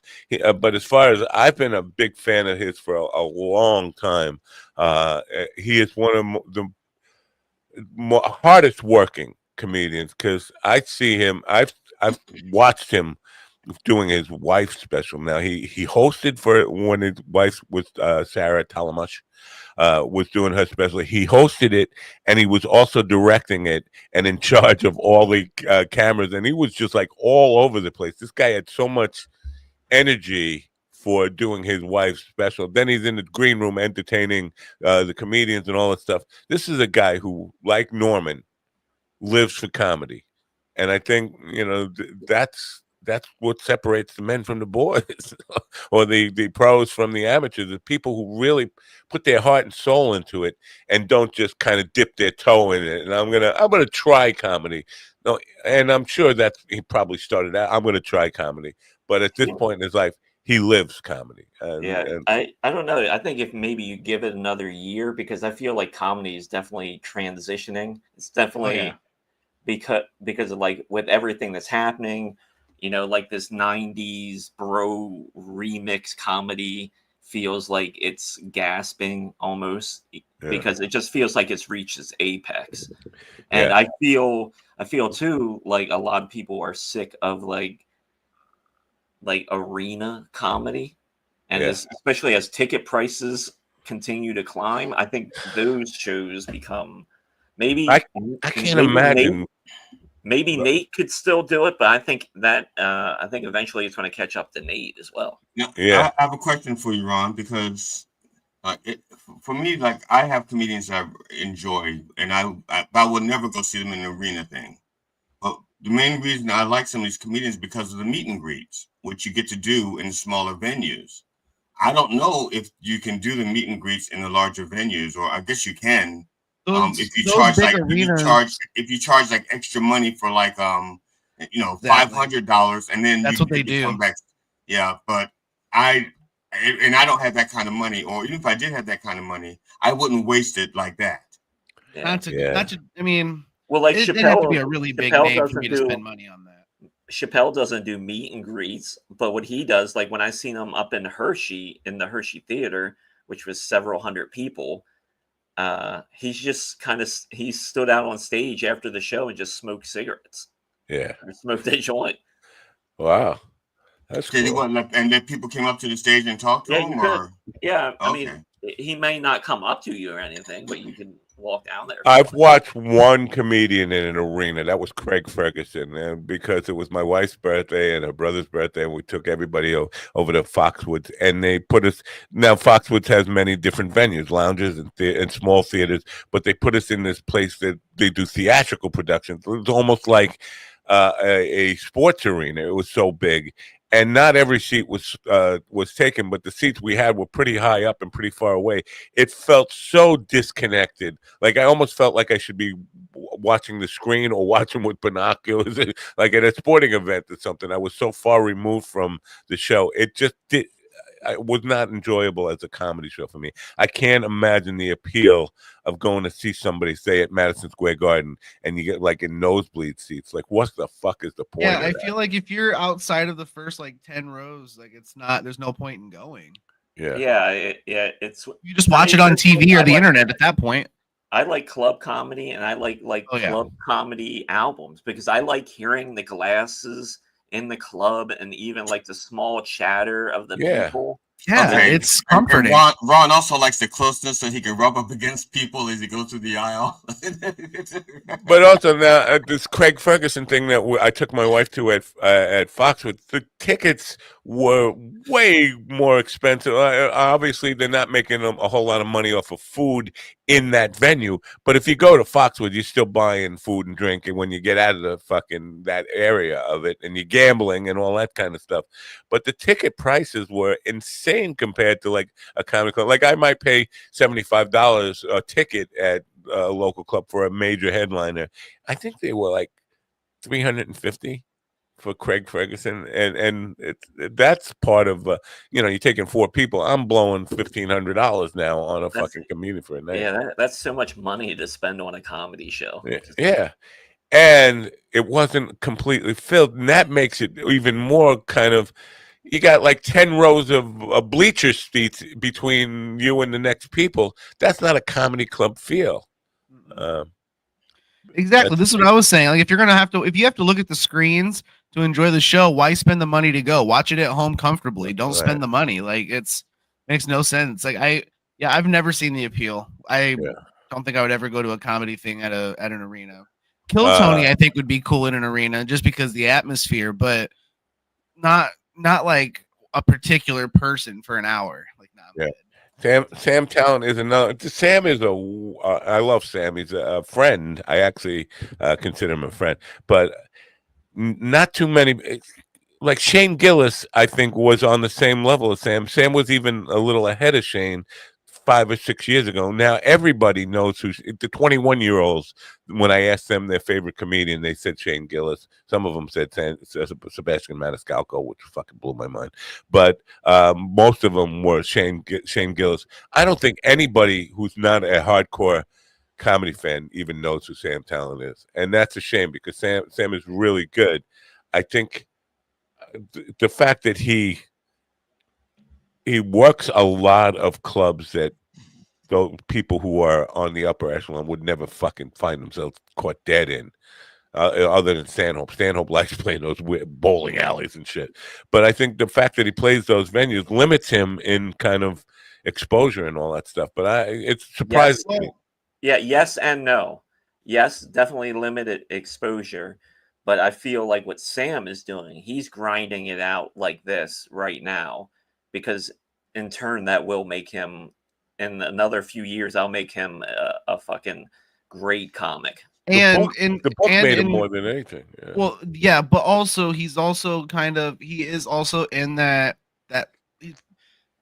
a semi part of that circle. Like he is friends with the Kill Tony people. He's cool with Adam Ray. He's cool with some of those guys as well. So I think if he keeps grinding it out, I think he'll be up there with them, if not beyond. Because the dude's so fucking talented. If you want to talk talent, he's got talent. Oh, is that a pun? Oh yeah. Are you a professional comedian by any chance? Are you upset that? Are you upset that you didn't get asked to join Two Bears, One Cave since Stavros and Chrissy D are taking that over? I didn't know they were taking that over. What happened? Really? Yeah, because they're both like Segura is filming that movie this summer in New Mexico. Then Bert is doing a TV show, a sitcom for Netflix currently. So for the next few months, they've handed the show over to Chris DiStefano and Stavros. Ooh. Oh, I'll probably watch that because honestly, I enjoy them both. So more than I ever enjoyed Bert and the Segura, I'm gonna probably have to check that out. I didn't even. That's know what that. a lot of people are saying. And here's the thing, you know what? Honestly, and we poke a lot of fun. I've been a fan of Segura, but Bert Kreischer, I don't know if it's just because I'm getting older, but he's so fucking annoying. Yeah, I just can't take anything, especially on the podcast. Like it's just him trying to breathe while he's laughing. It's just 2 hours of that. Yeah. But I mean, the entire bragging about how much money they make and the stupid things that they buy with their money, that is what their podcast had become. And it's just like, who the fucking if I wanted to listen to rich people brag about how rich they are, I'd be watching Elon Musk all fucking day, right? That's not funny. Yeah, I mean, we are in a weird time that like all these comedians are like kind of like, showing their wealth and stuff. And typically when that happens, that's when a comedian starts to die creatively. Yeah. Because the past is littered with comics like that they soar. I mean, Sam Kinison is definitely one of those where like he soared, but like his albums weren't really good. Yeah. And he only had a couple of jokes. Yeah, well, it's hard to on the Kinnison thing. It was because you were still listening in those days. I mean, people were buying albums, and it's hard to relate to what he's doing because so much of it, look at my face. And when he was yelling at people, he was right in front of you, and it's like fucking scary and all that stuff. All the nervousness that came with the fuck. This guy might actually fucking pull out a knife and kill somebody. But when you're listening to that doesn't relate. If you're just listening on an album, like, what the fuck is this? Then that special that he put out, it was not great because he was just like complaining about his manager and talking about shit. And people were like, what? How is this funny? Yeah. The thing that I was talking about the other day where Seinfeld, the 5 comedians that Seinfeld really hates, and they were going through them list but the last one on the list was Andrew Schultz, and apparently I don't even know why Andrew Schultz is even on Seinfeld's radar, but he had Nate on, and Schultz and Nate were getting into a pretty heated argument about how good or not good Seinfeld is. Now Schultz hates him, thinks he's overrated, untalented, and all of that. I get through his entire act, and Nate is a big supporter of it, and he feels like not just because he feels like he owes some gratitude to Seinfeld and all this stuff, but I think he's truly a fan, and that was pretty surprising to me to see the emotion that these guys have for one comedian or another. Like Schultz hates Seinfeld. I could see people, I don't get Seinfeld, but the hatred for him, that's just jealousy, right? That's just no, I don't know. I think it goes both ways with Jerry, because Jerry brings a lot of that hate on himself because the way that he talks about comedy, and what turned me completely off on Seinfeld was when he was on that comedian in Cars talking to Ricky Gervais, and he's like, the audience is a child. And fucking Ricky Gervais is just ripping him a new one the entire time. Yeah. I got to watch that one because that sounds like an interesting conversation. That sounds good. Yeah, I haven't seen that one. That one, like Ricky Gervais. Almost any interview that Ricky Gervais does turns into something that's a little bit extra, than that you would get from your ordinary comedian. Because when Jerry starts talking about comedy, that's when Ricky really starts laying into him. It's beautiful. The thing that I was really surprised about was the Kathy Griffin, because I remembered Kathy Griffin being on Seinfeld, and she played the part of a comedian who she wasn't yet a comedian. She was a fan who hated Jerry Seinfeld, and then he invited her told her that she should do her own stand-up. She became the anti-Jerry comedian, and her bit was Jerry Seinfeld is the devil. Apparently, and I'm just taking this on what this video taught me, and I didn't fact check it, but apparently that's based on their true relationship. Like, she hated Seinfeld. He invited her to come on the show. They wrote a special part where she hates Seinfeld and heckled him. And then that whole part where Jerry Seinfeld is the devil, she started actually doing that. And I was like, wow, that's kind of big, though.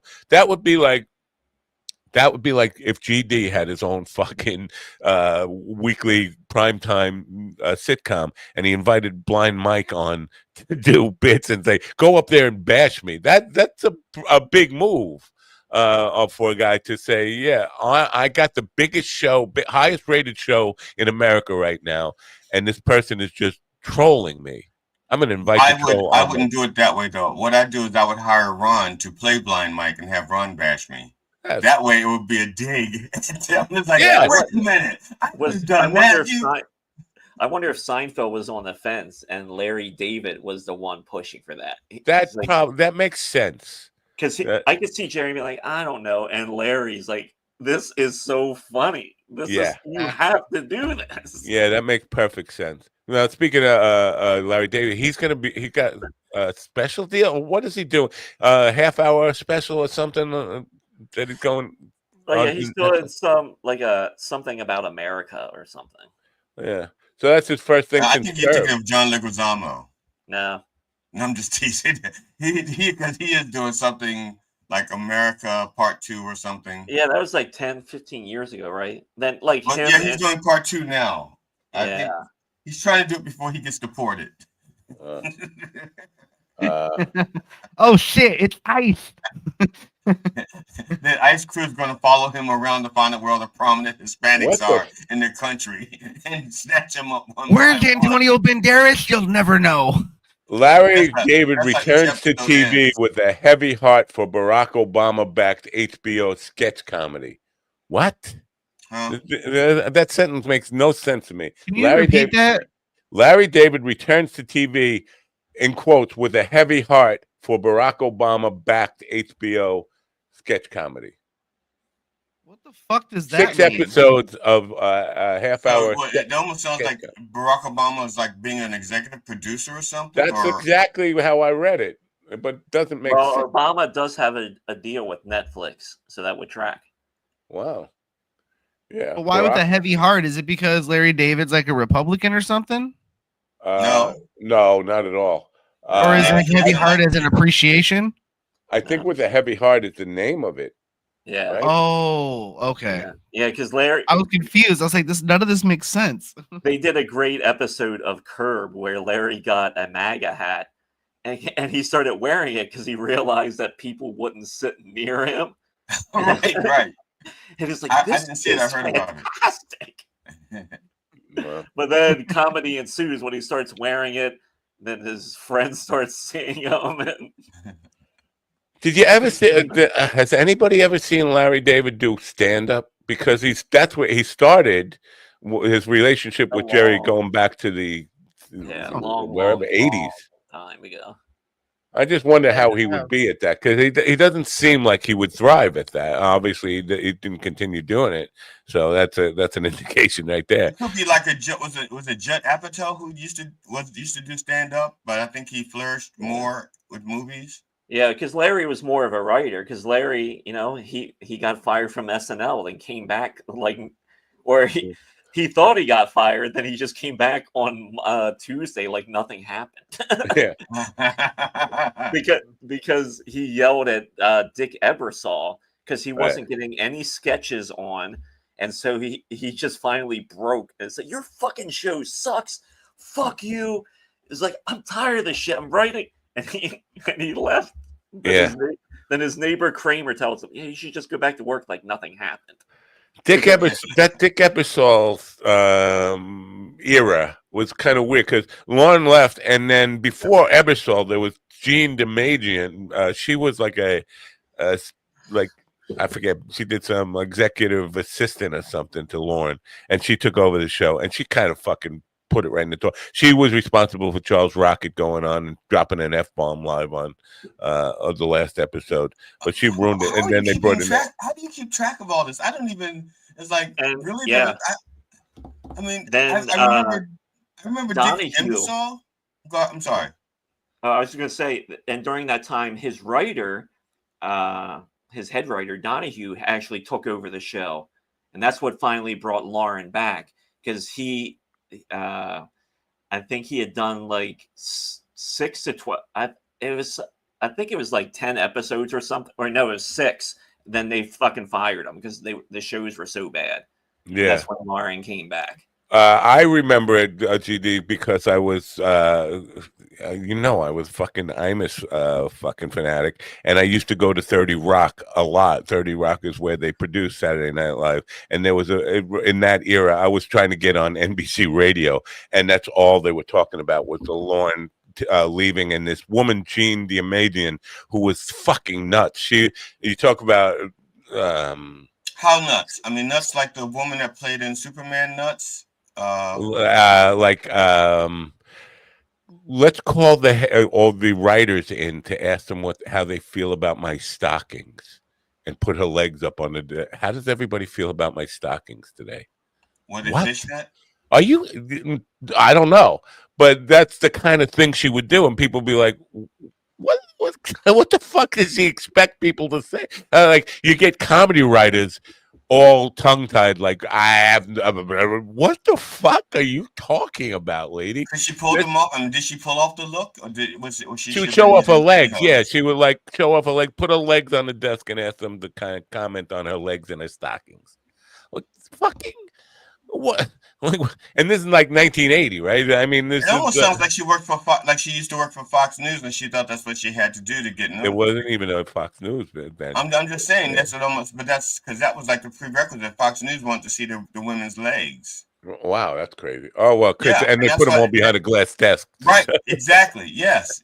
See. Now you're up to speed. But that one season that she had, Charles Rocket, that was the worst season. I don't think anybody would argue. Or you can talk about bad times on SNL. That was definitely the worst season of all of them. She ruined it. Last day. She took what was the prime, like the jewel of late night television, and just fucking tanked it. She was handed one of the highest rated shows in the world and just fucking tanked it pretty quickly. So I don't think she ever worked in television again. She was done after that. But Ebersol was brought on. He's a sports guy, brought on to save it. He kind of did save it to some respect. I mean, he made it better than. Well, Ebersol was involved with SNL from the beginning. I did not know that. Yeah, yeah, he played a role in getting it to the air. Nobody ever reintroduced what I thought, and this is the boomer in me. What I thought was the best when SNL was 90 minutes long in the first couple of seasons. Albert Brooks's little films were the gem of it, and nobody ever did that. They dropped it because it has to be all live and sketch comedy. I thought those little films, those vignettes that Albert Brooks did, and that's what I would love to reproduce in digital format. It's just like comedians doing that kind of stuff. It wasn't necessarily sketch comedy at all. It was just Albert being Albert. You know, you don't see a lot of call for that. I think it's a lot of comedians think that's difficult to do. If I were pursuing a young person pursuing a thing in comedy, instead of doing reels of me, doing crowd work, I would try to write I would look at Albert Brooks' old films for Saturday Night Live and try to do content like that. That would make an impression. I think some people are it's a little different now.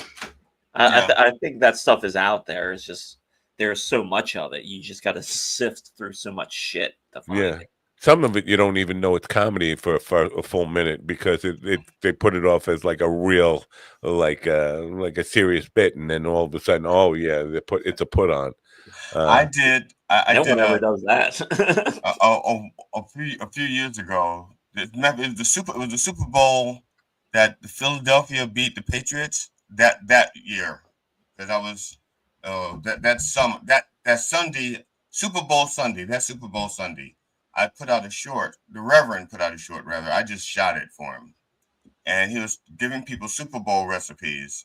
And one of the things you needed for the Super Bowl recipe was some kind of fruit that it's a tropical fruit that I bought in the store, and we went outside and hung them on. There's snow outside, and he hung them in the trees so that you couldn't see the hooks. So he went outside to pick these fresh citrus fruits in the middle of winter in Maryland, and people were asking what kind of tree that was. They wanted to know. They thought it was real. Did you? Because I wanted to ask you about this last night. Did you see the Maryland shelf cloud last night? Did you have that? The shelf cloud. I didn't see it. I wasn't even aware of it. I didn't even know what exactly they meant by that. There were pictures of it though. It's like this long. I wonder if I can bring it up. But this long cloud that looked like a fucking shelf hanging over the entire state of Maryland. It's like, what the fuck? What is that? A lot of weird weather going on. And if you say to people, it seems like the climate is actually changing a little bit, you know? Oh, you must have drank the Kool-Aid. No, and this is the problem. If you say the climate is changing, they will deny that the climate is changing. Although the argument from the people who are climate change deniers is that, yes, the climate has changed. It's always changed. It's not man-made. It's just cyclical.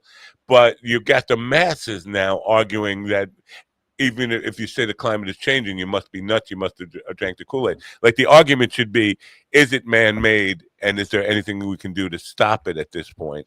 That's not the argument for the MAGA people, the red hat wearers, the mouth breathers, the knuckle draggers.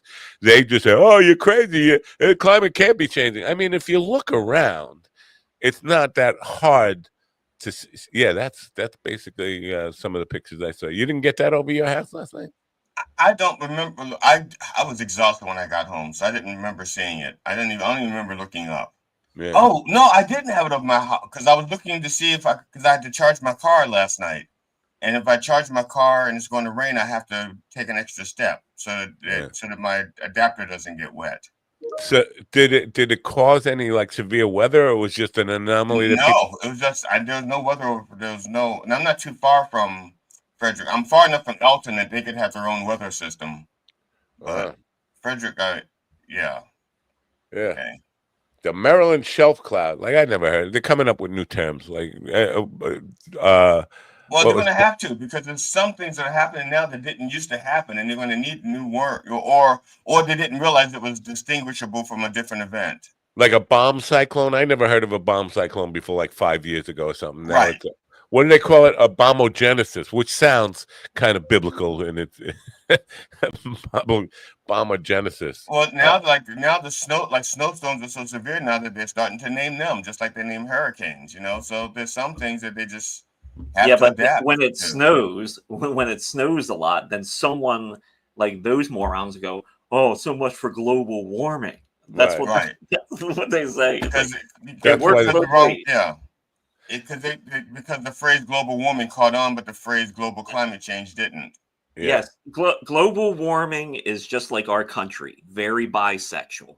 So it changes. It goes both ways, hot, cold. It's very bisexual. Yeah. I'm sorry. Is this clip 8? Who put that? That's this. That's Mitch. Yeah. Oh, okay. That's from the special. Where did that? No, I just noticed it because something moved around, and so that got into my. Oh, I got to take that out of there. But yeah, that what I wanted to point out, and you just kind of did by showing that is, well, I can't show it to the screen now. Oh, I don't want to play it. You see the real Hedberg, like he's not wearing glasses, he's not hiding behind his stage persona, he's not doing any. That's the real Hedberg, talking like a real person without the stoner kind of put on. Hell yeah, he's not. None of that. That's an insight to Hedberg that I don't think anybody ever really was exposed to before. I mean, I even saw him like in interviews. He used to do Stern all the time. Not all the time. He did it a couple of times, but he still kind of kept that protective stage persona. Like he never showed the world the real Mitch Hedberg. And in this special, this pilot, he definitely does that. And I think it's worth some value just on that. You get to know the man and get to see. And part of it is that I brought this guy on the road because I have a big heart and I love him, but I really shouldn't have brought him on the road. He's fucking killing my career, kind of thing. That would make you a fucking overdose. Those kind of decisions would make you fucking want to. I need to get high after this because why did I do these things? That's what I'm thinking. It all adds up now when you look at that in retrospect. Like, yeah, because I don't want to blow this, but I'm going to say this in the reaction thing. He talks about, I've been on Letterman 5 times right now, but I'm still not famous because of that. That is something that shows the inner workings of his mind, because he always talked about how he did not want fame. Fame and fortune were not part of it. But here he is noting that I've been on Letterman 5 times and I'm still not famous because of that fucking show. And he says it just like that. I'm still not famous because of that fucking thing. More people know me from the store. So that says that even though he's saying in interviews and stuff that he doesn't care about fame, that's not why he's in it. He just loves comedy. And someplace in his mind, he thinks he deserves to be famous. He's been on Letterman 5 times and going to be on more. Do you think there's a difference now? Because I don't know. I mean, in my mind, there's a difference between fame and being appreciated for your craft. Right. So but he uses the words, I'm still not famous because I just don't know if he means it like that. I don't know. I mean, because I don't. If I'm just saying, if what you're saying is true, that he was not pursuing fame, but he's still doing it. He's still doing the craft. He's doing the work. He's doing the time, and it's not easy stuff. So he must be something that he wants to get out of it. He's working his ass off for it. So maybe it's notoriety and appreciation as opposed to fame. I agree, but there's also the point that if you're going to make a joke about it, there is some emotional connection. The joke he makes about it, more people have seen me at the store, and then he goes into the joke about bringing up this next comic you may have seen at the store. Oh, yes, I have. He likes cereal.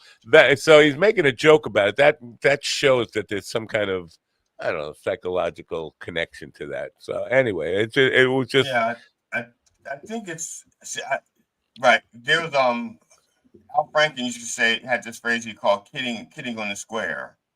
And it's basically you're telling the truth, but you're joking. Yeah.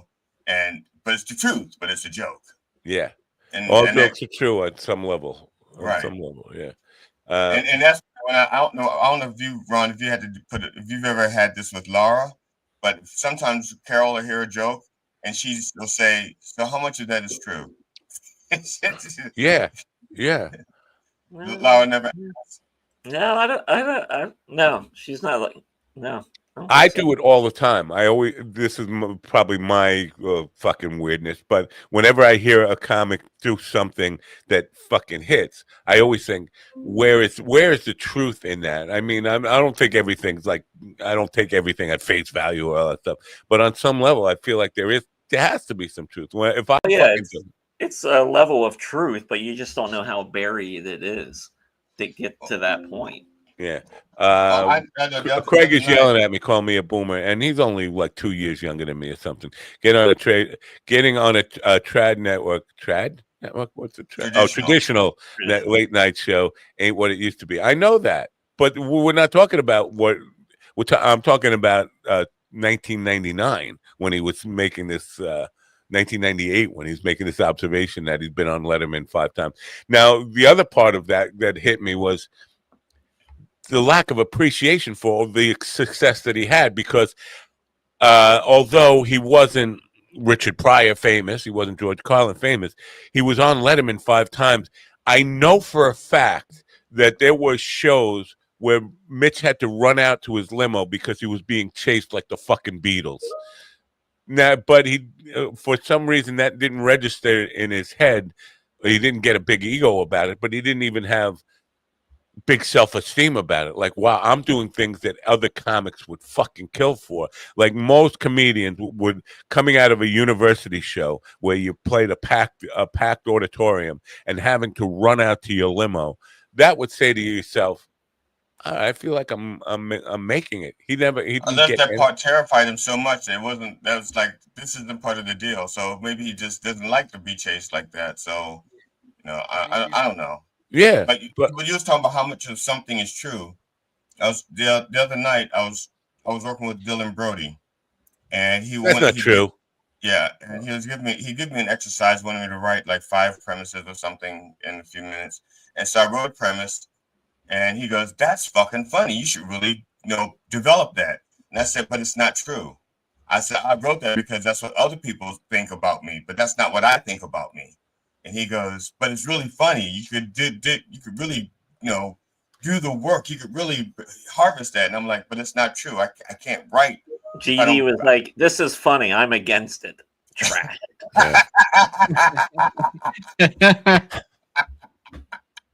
And that I will look forward to hearing that on Sunday morning after the church. I go to Mike Blind Mike Project. I think that if he didn't put a B there, I'll put a B there.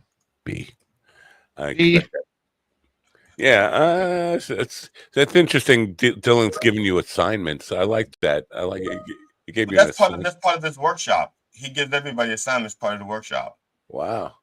Now, if you don't have your homework, do you make an excuse?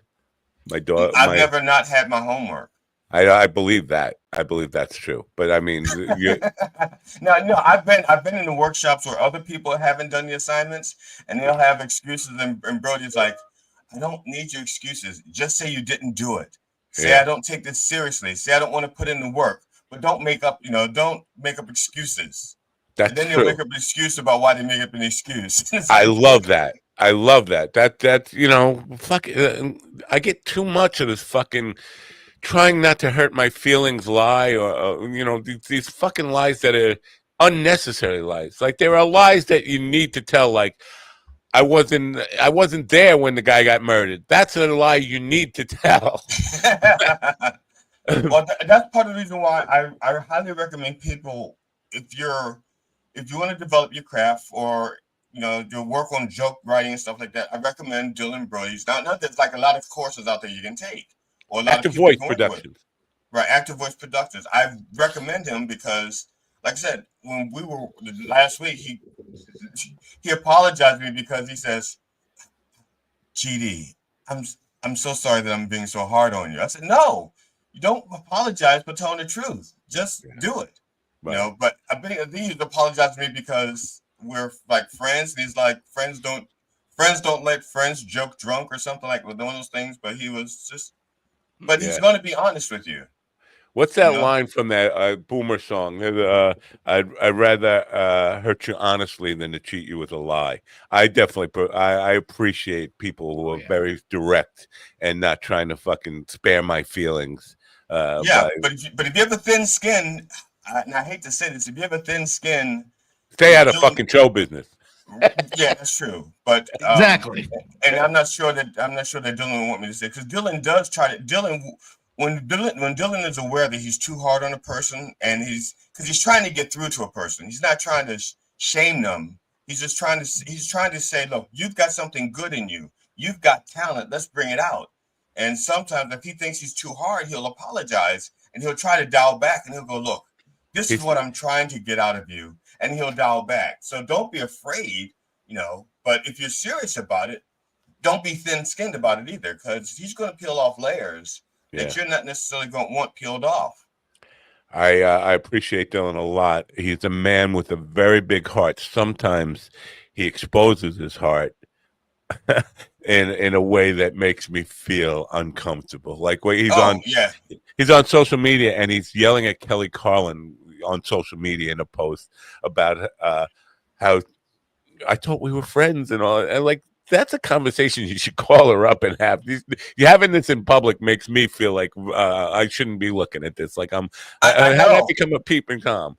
I accidentally came across an exchange between Christopher Titus and Dylan Brody, and this is like, okay, my two friends are fighting, and and Dylan Brody's like, he starts with like, hey, I love you like a brother, man. I'm like, no, don't say the next sentence. Stop. Yeah. Stop. Call him. You have his number. Just stop. Don't go to the next sentence. I have never gotten into any kind of thing like that on social media with somebody who I've had the phone number for. Like if I'm going to get personal and get like we really have an issue we need to talk about, I would not do it on social media. I think social media is even if I don't have their phone number, if I can reach them some other way, that's a private thing, but even if it's a text or if it's that text implies phone number, but messenger or or if you even know the club where they're going to be hanging out, you can see them there. But yeah, I agree with you. Don't air your dirty laundry in public like that. Yeah. You want to go back to politics just for a second? This is not really because it's about Ken Paxton, who yesterday it was Ken Paxton was the Attorney General of Texas. Or he's running for Senate, right? Right. His wife is a senator. Right, his wife's a senator. She came out and tweeted, getting a divorce for biblical reasons. Blah blah blah. Now you're putting the rumor mill to fucking work hard on it. I mean, when I hear that, the only biblical reason would be what? Adultery. Or homosexuality. Or murder. He killed somebody. and he's asking for prayers and support and privacy in this moment. Now, this is a guy that definitely sounds like murder, adultery, or she found his Grindr account or something like that, right? Yeah. So I think it's easy enough to find out. All you gotta do is look up for whatever Ken Paxton is the most vocal about. That's the thing he's guilty of. So whatever it is, if he's out there saying, I hate children predators or child predators, then that's what he did. If he's like, I hate adulterers, then that's what he did. I hate thieves and murderers, and that's what he did. He hates. So I'm basically going to go out on a limb of conjecture here and say he was fucking an illegal immigrant young boy in the ass while the kid was picking marijuana in Texas. Using solar energy. Yeah. Okay. With a solar powered dildo. Yeah, and you know what? This whole idea of just leaving no context into something like that, you really need to spell it out, because all you're going to do is make things worse by letting people just and like she did it on purpose. She's a senator. She's used to picking her words. She did that on purpose. It's almost like she's saying, "I'm not going to spill the beans. You find the beans and spill them." Yeah. All right. That makes sense, but it's just do you think it will damage him? Or because the thing I said last night was, this is the party, again, the party of pedophilia. They're not going to be too upset to find out that he was banging young boys. You know what? Or whatever he was doing. I'm not saying that. I know he was banging young boys. Well, at this point, if you can see her call me a pedophile for 6 months, you can call him one for a few minutes. Yeah, as of right now, GOP stands for Good on Pedophilia. So. Good. Good on Now, you. on that note, on the humping young boys, I don't know if Swaggart was humping young boys. By the way, I know he It was could with have been young prostitutes. girls because Yeah, pedophilia is Wait, not gender wait, specific. the televangelist yeah. Jimmy Swaggart? I thought he was caught with like teenage boys. Well, I remember because there's a line in one of my songs, Old Time Religion, that says, Bluesman says that Swaggart's humping boys and smoking crack. And I remember that's from the 80s. I don't know how true that was at the time. But the reason I bring that up is because the Rev was talking about Jimmy Swaggart on Sunday, and one of the reels that StreamYard published for that, some woman is on, so self-righteous. Like, self-righteous. Are you saying it's wrong to be in judgment of a guy who's humping boys? The Reverend didn't say. I don't think he saw that short because he didn't mention it to me. Well, I remember in the movie Religulous, the Bill Maher movie, he plays that clip. He talks about that for like 30 seconds about how he was caught with teenage boys and crack. Yeah. Yeah, and I didn't make it to his confession. Yeah. Well, I sinned, my Lord, I sinned. I was just what in the slappity are you talking about? Oh, you don't know about his confession? No. Oh yeah, Jimmy Swaggart. I don't remember seeing the confession at all. I remember hearing about it. Oh yeah, that was played relentless. That was played quite a bit. And then, of course, then late night TV talk hosts got a hold of it. But he still continued on to do his televangelism after that, right? Well, he disappeared. He backed off, but yeah, he kept doing it. He did keep doing it. He did it pretty much up until he died. He had a political religious podcast up until he died, I think. Podcast. Now, isn't the podcast the work of podcasting a work of a devil? Isn't just podcasting in general the work of the devil? It depends. If you used to be a televangelist, then podcasting is your hell because you're not. There are Christian podcasts out there. Yeah, like Glenn Beck used to be like the darling of Fox News, and then all of a sudden he's like, I'm doing podcasts now. I used to be the darling of television, now I'm on podcasts. But if you've never done television, podcast is like your stepping stone. Yeah, it's hell. But it also depends on how you view it, because I know I'm not going to mention any names, but Alan Katz, who used to was a deal in Hollywood, he prefers podcasting to working in Hollywood. All right, people in the chat room, I want to wager here. Let's do a little gambling.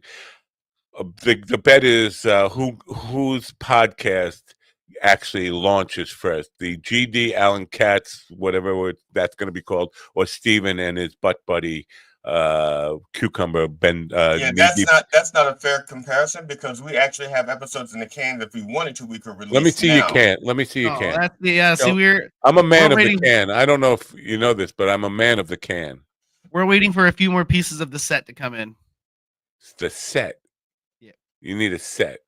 We got a set.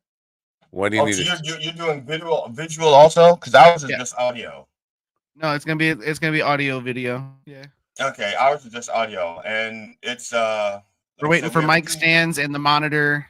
How about lighting? Do you have any lighting? Real professional. He ordered studio lighting. Yeah. Studio lighting. You know how to work it? We'll figure it out. Do you need a producer? I know a guy who's available and is really good. What's his name? One Will See. I'm good. I'm good. Okay. Is he a producer? I'm good. The way we have it, the way we have it set up is, like we have a monitor in front of us, and then I'll also have the laptop to the side just to kind of control things during the conversation. Now, do you have like music? Because I know someone who can do some singing for you in the background. If you like reverb in the voice. I'm not a fan of reverb. I know a guy. No, no. Usually I'm the first one to bring up that person, but why? What? You all of a sudden you're like, well, you know what? We haven't bashed Willie. I should introduce Willie. My last day. Might as well just have some fun with it. There's some things that trigger It's like when Steve was talking about the studio equipment and what he's going to do and how he said it, the first thing I think of is a person who got all of the studio equipment from, let's say, somebody named Matt, and never, somebody who got enough equipment to create his own studio in his house and never did it. Yeah, no, please don't think badly of me. I don't, and I was thinking if you could have sent that to Steven, if you just held on to it like a little longer and sent it to Steven, yeah, it would be. No, I say that quite in jest. Please don't think bad of me about what I'm about to say. I don't have a whole lot of confidence that Steven and his brother Zach, is that his name, are really going to be competent at lighting and camera white balancing and exposure settings and all that stuff. I see a lot of really clueless people when it comes to video, lighting, color balance, all that kind of stuff. You see how fucking hard I struggle with it after 40 years of being experienced in it every morning. Like, oh wait, the camera's a little bit off, the color's a little bit off. Those things are critical, and I've never seen. Why do you think we're waiting and not jumping into it? We're trying to get everything together that we need, put it together. Ladies and gentlemen, welcome to the inspiration and motivational segment of the show. Right. So why would you announce it if you weren't ready for it? That's the Dateline 2086. GD and Alan Katz are about to launch their podcast, even though podcasting disappeared 30 years ago. Because we're getting close. We're getting close. Getting close. Probably don't have the equipment yet. We have about half the equipment. We're about 30 days out. All right. Ooh, 30 to 45 days. 30 to 45 days. And is that going to be like Beyond Classified in terms of 3 episodes and then quit because I can't? No, we're not doing guests. We're not doing guests. That's not what I meant about the format. About I'm going to quit because I find that it's actual work. I can actually do something here. Nope. I work in a bank. I count money all day. I have nights and weekends available, so I sniff singles all day. Sniff singles all day. Yeah. So again, I just want to bet on anything.eu. I guess we could bet on which podcast is going to launch first. I would say GD Alan Katz is going to launch first. Because we have 2 in the can, and they have some in the can. Talking about this can. They could launch now and be ahead Why do you of me. put it in a can? Why can't you just put it in a bag? No, because my focus, like my focus is quality. Is quality this time through as well. Like I just want everything to look good, sound good, and have fun with it. So all right, I really hate doing this because I don't like being called out in public, but having it in the can is a phrase. It's not a literal can. It's actually like a little briefcase. Okay, we have it in this. This is where they are. But nobody's going to say we have 3 episodes in a briefcase. Nobody says that. It's in the can. But so we actually have them in the can. Kind of conjures up images of Willie getting ass raped in a prison with fellow flower thieves. But no, I thought in the can was what they meant, because back in the day, film was actually in cans, and once you shot it, you put it in a can. Yes. So, John, you better come up with some insults for GD and Matt, because I'm going to be gone. We have an ad out for talentless hack and wheelchair wanted. Not necessarily wheelchair. Listen, if you really don't have any legs, that's cool. Yes. Maybe we go for an armless person. You can have legs. You put that on a T-shirt if you don't have any legs. Steven, you're so fucking selfish. Now, what is Slaptail going to do with those 19 episodes of Who the Fuck is a Sitcom Ortiz? Yeah, I was thinking about this last night. He has 19 of those episodes in the can, and he's not going to be able to use now. It's very inconsiderate of you to diss Slaptail like that. He's put in a lot of work to help. I know. Make you famous in some way. And well, if my current boss would pay me more. I'm wondering how much more. But that's when I hear the can, I understand where it comes from, when back in the film canisters, but the can, when weed first, the good weed started happening in California, they were selling those in cans. You would buy and my weed dealer was selling $30 a can, but if you bought a box of 12, you get a discount and all that stuff. So I was calling myself a man of the can. And it was all different, like fucking exotic flavors. That was better weed. I have to say that was better weed than you get at dispensaries now. That fucking California high grade canned weed. I don't know, maybe it was the packaging and all that kind of stuff. Now, if you go to a dispensary, I feel like they're taking a step back towards the old bootleg black market dealers where they're just putting it in a bag for you. Like, I bring back one of these and they'll refill it for me. But you see them weighing it out and all that stuff. I like the prepackaged stuff where you it's vacuum packed. You get that little, oh, that's good weed. You know that's good weed. Yeah. All right, now I'm set with the good weed, which I'm thinking about the good weed now. I'm all excited about the end of the show so I can go get high. Because am I high right now? No. I'm not high right now. Anyway, Stephen, take the last 12 minutes and tell people why we should grime it. You're going to be working in a bank. And you know what would be wonderful? If you got the most angry fucking customer come into the bank and just abuse you. That's what 20 for you, 20 for me. 20 for you. Can we get that? Ron, it goes like this. 1 for you, 1 for me. 1 for you, 2 for me. 1 for you, 3 for me. 1 for you, 4 for me. He looks like the Predator guy. Who are we talking about here? I think he's talking about GD. This is for the GD Fenders. Who is GD Fenderson? Yeah, I'm next up. See, going to do who is GD Fenderson. Oh, hey, and then Brock here. Go fuck yourself. Brock, cock. He looks like the Predator gave up barbecues for the family picnic and tells all the kids boring ass stories. That cuts a little to the bone there. My brother. How much of that is? How much of that is true? I can't wait to put in earbuds when my brother died. He used to we'd see each other at a cookout or something, and he would walk up to me and go, "You look just like that movie star," or "You look just like that guy in the movies." Sure. He'd go, "Predator." And then he'd see me a year later. He'd laugh. And the next year he'd see me and say the exact same thing and laugh all over again, like it was the smartest, best joke he ever. Mannequin pussy. Up until he died. Mannequin pussy. All right. Vagina. But would they even put a pussy on a mannequin? Predator with a good dental plan. Oh. They do put pussies on mannequins. Just go to Tandily.com. Yeah, but no head.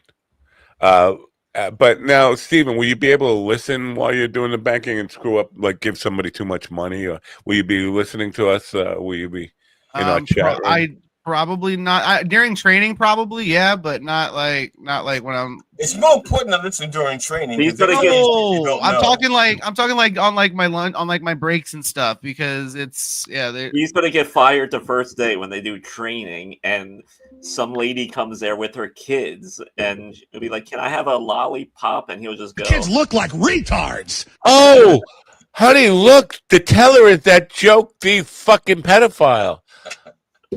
Mommy, is that the guy that Slaptail was talking about? Is that the Slaptail guy that is there? Mommy, I'll make a deposit. No, Slaptail! I will probably be out in Michigan in August now because why not September when Jackie's there? Let's go. Bro, let's all go. Hit me up when you're in Michigan, man. I live 5 minutes from Michigan. I can be almost anywhere in the state in like 4 hours. September 5th, right? It's the 5th, the Jackie Q&A. If I can do it, I'm going to take that trip. Jackie said that he's taking a flight there. I'm going to find women and bring them to the show. Yeah. For Jackie. Well, no, don't say that. He asked me to. He did? Yeah. He said, "Are you really coming?" And I was like, "Yeah, I'm going to be there." And he goes, "Good, bring girls." Oh. I think he said women. I think he said women. He did say women. Yeah. I'm just going to empty into a bucket. Because I know his lady. No, he obviously they're not traditionally married, but I know he's been living with her for long enough to call her his common law wife. He's still calls her his girlfriend. I know Barbara listened to the show, and I'm just curious because I didn't ask him about this, and I wanted to ask him about this. What the fuck Omnipop does anymore? Are you guys even familiar with the Omnipop? What the fuck is Omnipop? Isn't that a soda? See, that's the thing. Isn't that a THC soda? There was a time where everybody in show business knew what Omnipop was. It was like Creative Arts Entertainment, one of the biggest talent managers. Now I know they have a few comedians. They're still in existence. I just want to know what the fuck they're doing. Working with like 3 or 4 comedians who are not the top echelon comedians. Because this would be a good thing for like people who are pursuing representation to get them gigs. If Omnipop was still really doing what Omnipop they're still doing it, and there's a thing right here. It says Omnipop Talent Group, East Coast Comedy and More. Comedy Entertainment, book a comedian or an actor. Email Tom at omnipop.com. Tom and Janino, yeah. So it would be a good thing if you could do that. Like get in touch with Tom, and you know what I would do? I would get in touch with Barbara first and say her cookies are amazing. The muffins she makes, the chocolate chip muffins she makes. Jackie shared them with us. She's the best baker in the world because she's part of the Omnipop executive think tank with Tom. So if you could use Barbara as a reference, I'm good friends with Barbara, and then get some booking. I mean, representation to me is the first step in not having to fucking deal with the bullshit. And I think any entertainer, that's something to aspire to, is not having to deal with the bullshit. When you get to where gigs just come to you, people send you either emails or phone calls. Are you available this date? You say yes or no. Here's the fee, and you go and show up. And you're not going constantly, hey, can I get on 5 minutes on this show? Or that kind of stuff. So get them with Omnipop, I guess. Fine, I'm gonna try. Jeez. We'll call Barbara first. I'm serious. I would get in touch with Jackie and ask him the proper way to include Barbara. I need his number. In that. Huh? I need his number so I can text him. I won't be able to talk to him on here anymore. You don't have Jackie's number? I find that hard to believe. I don't. Has he never texted you? Mm-mm. Wow. He never called you a homo or a queer or a fag? Not yet. I'm a little jealous. Yeah, he called him a faggot. But I thought he. That's one he texted everybody in America that. But no, he called me a faggot. But he just I'm the big homie. Zach Wiseman, and we're going to wrap this up very quickly. Zach Wiseman, who briefly hosted the show for me while I was out doing film, he was so excited to meet Jackie, the joke man, Martin, because he grew up listening to him on the radio. And he's a former Maryland guy and used to listen to Jackie growing up. And then after the show, he texted me, he goes, wow, I was so excited to meet Jackie. But you know what? I sent him a text saying, how grateful I was to appear on the show. And he just replied back, queer. He's in. Yeah. That means he likes you. He didn't know what that meant. And he was like showing his daughter, like, what do you make of this? I was like, you've been accepted into his world. That he loves you. Yeah. You're a made man. It's like the mafia. You're a made man. Well, I'm excited to meet him. I haven't had the chance yet. So don't hug him though. He's I'm not a huge hugger, man. I'm not a huge hugger. Don't try to suck his dick either. Oh no, he didn't stop me from doing that. He just didn't like me hugging him. No, but the mouth hug is okay. The body hug is not okay. So it's time to wrap this up now. Anybody want to say some final words around Stephen's coffin as we get ready to throw dirt on him? I wouldn't shit on his grave. Wow, disrespect. That's my love language. Well, Stephen, I would say to you that I'm going to miss you, but I'm not, because that's more time for me to talk. Yeah, fair. And everybody needs more GD's mom stories. So yeah. Well, Stephen, you will be missed only by people who are bad shots, really. But you know, can't get a man in a wheelchair. I am gonna I just want to, if you have an inclination to, like, you get a day off and you want to be back on, you're probably not just immediately, but probably going to have to ask for an invitation, because I'm probably going to give you a seat up to I'm putting a talentless hack ad in the paper today on Indeed. I don't know how many people actually look under the talentless hack category for jobs, but we'll see if we can replace. I think that's actually a subpart of the politician. If you go into the political and then you find talentless hack. If you look for talentless hack directly, you're not going to find it. All right, I'm getting teared up here. I'm gonna miss the poor little fucking pedophile, cuck, joke thief, motherfucker, Amish potato head. Well, Steve, we'll talk on the phone, so Oh yeah, I'll stay in touch. Lose my number, you fucking cock. I'll stay in touch. Like I said, I plan on doing a lot more comedy because I'll have the finances to be able to do so. I'm excited about it. I'm excited to get up into Michigan more. I'm excited to get out to Indianapolis and Chicago. I need some clarity here. What kind of fucking finances does it take to do comedy? The money to upkeep my vehicle, potentially get a new one in the future, have the money, maybe be able to. I know it is, but also be able to like fly out and like, for example, be able to fly out to New York or LA or be able to, do any of that, or maybe go to a concert or something. I don't know. Here's the thing, man. I grew up poor and I was never good with money, and the last few years I've gotten better with it, but I've been on disability, so I didn't really have money to make, and I'm excited to have it. So all right, well, Ron's getting a call, so we have to let you go. You want to say the phrase that pays one last time because it's the last time. I don't know if you know this about yourself, but you're fucking dead to me. That's fair. Don't forget to turn on. He's already not picking up my calls. He's not even gone yet. He's already mannequin pussy. All right. Don't forget to go into the bank and piss at the teller. See you, Steven. See you guys.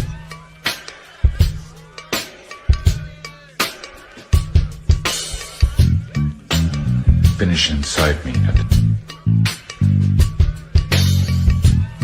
Hello, I'm the big homie. Hey, Grok here. Go fuck yourself. Vagina. Grok is very rude. I don't know why. Grok has the need when something to go. Grok.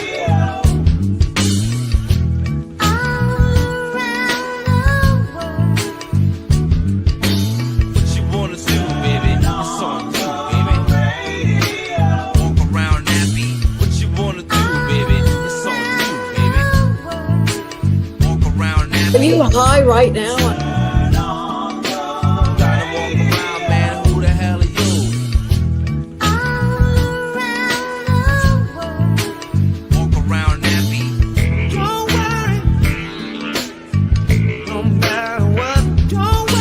I just want to say to Robert Gary, thanks for making an effort.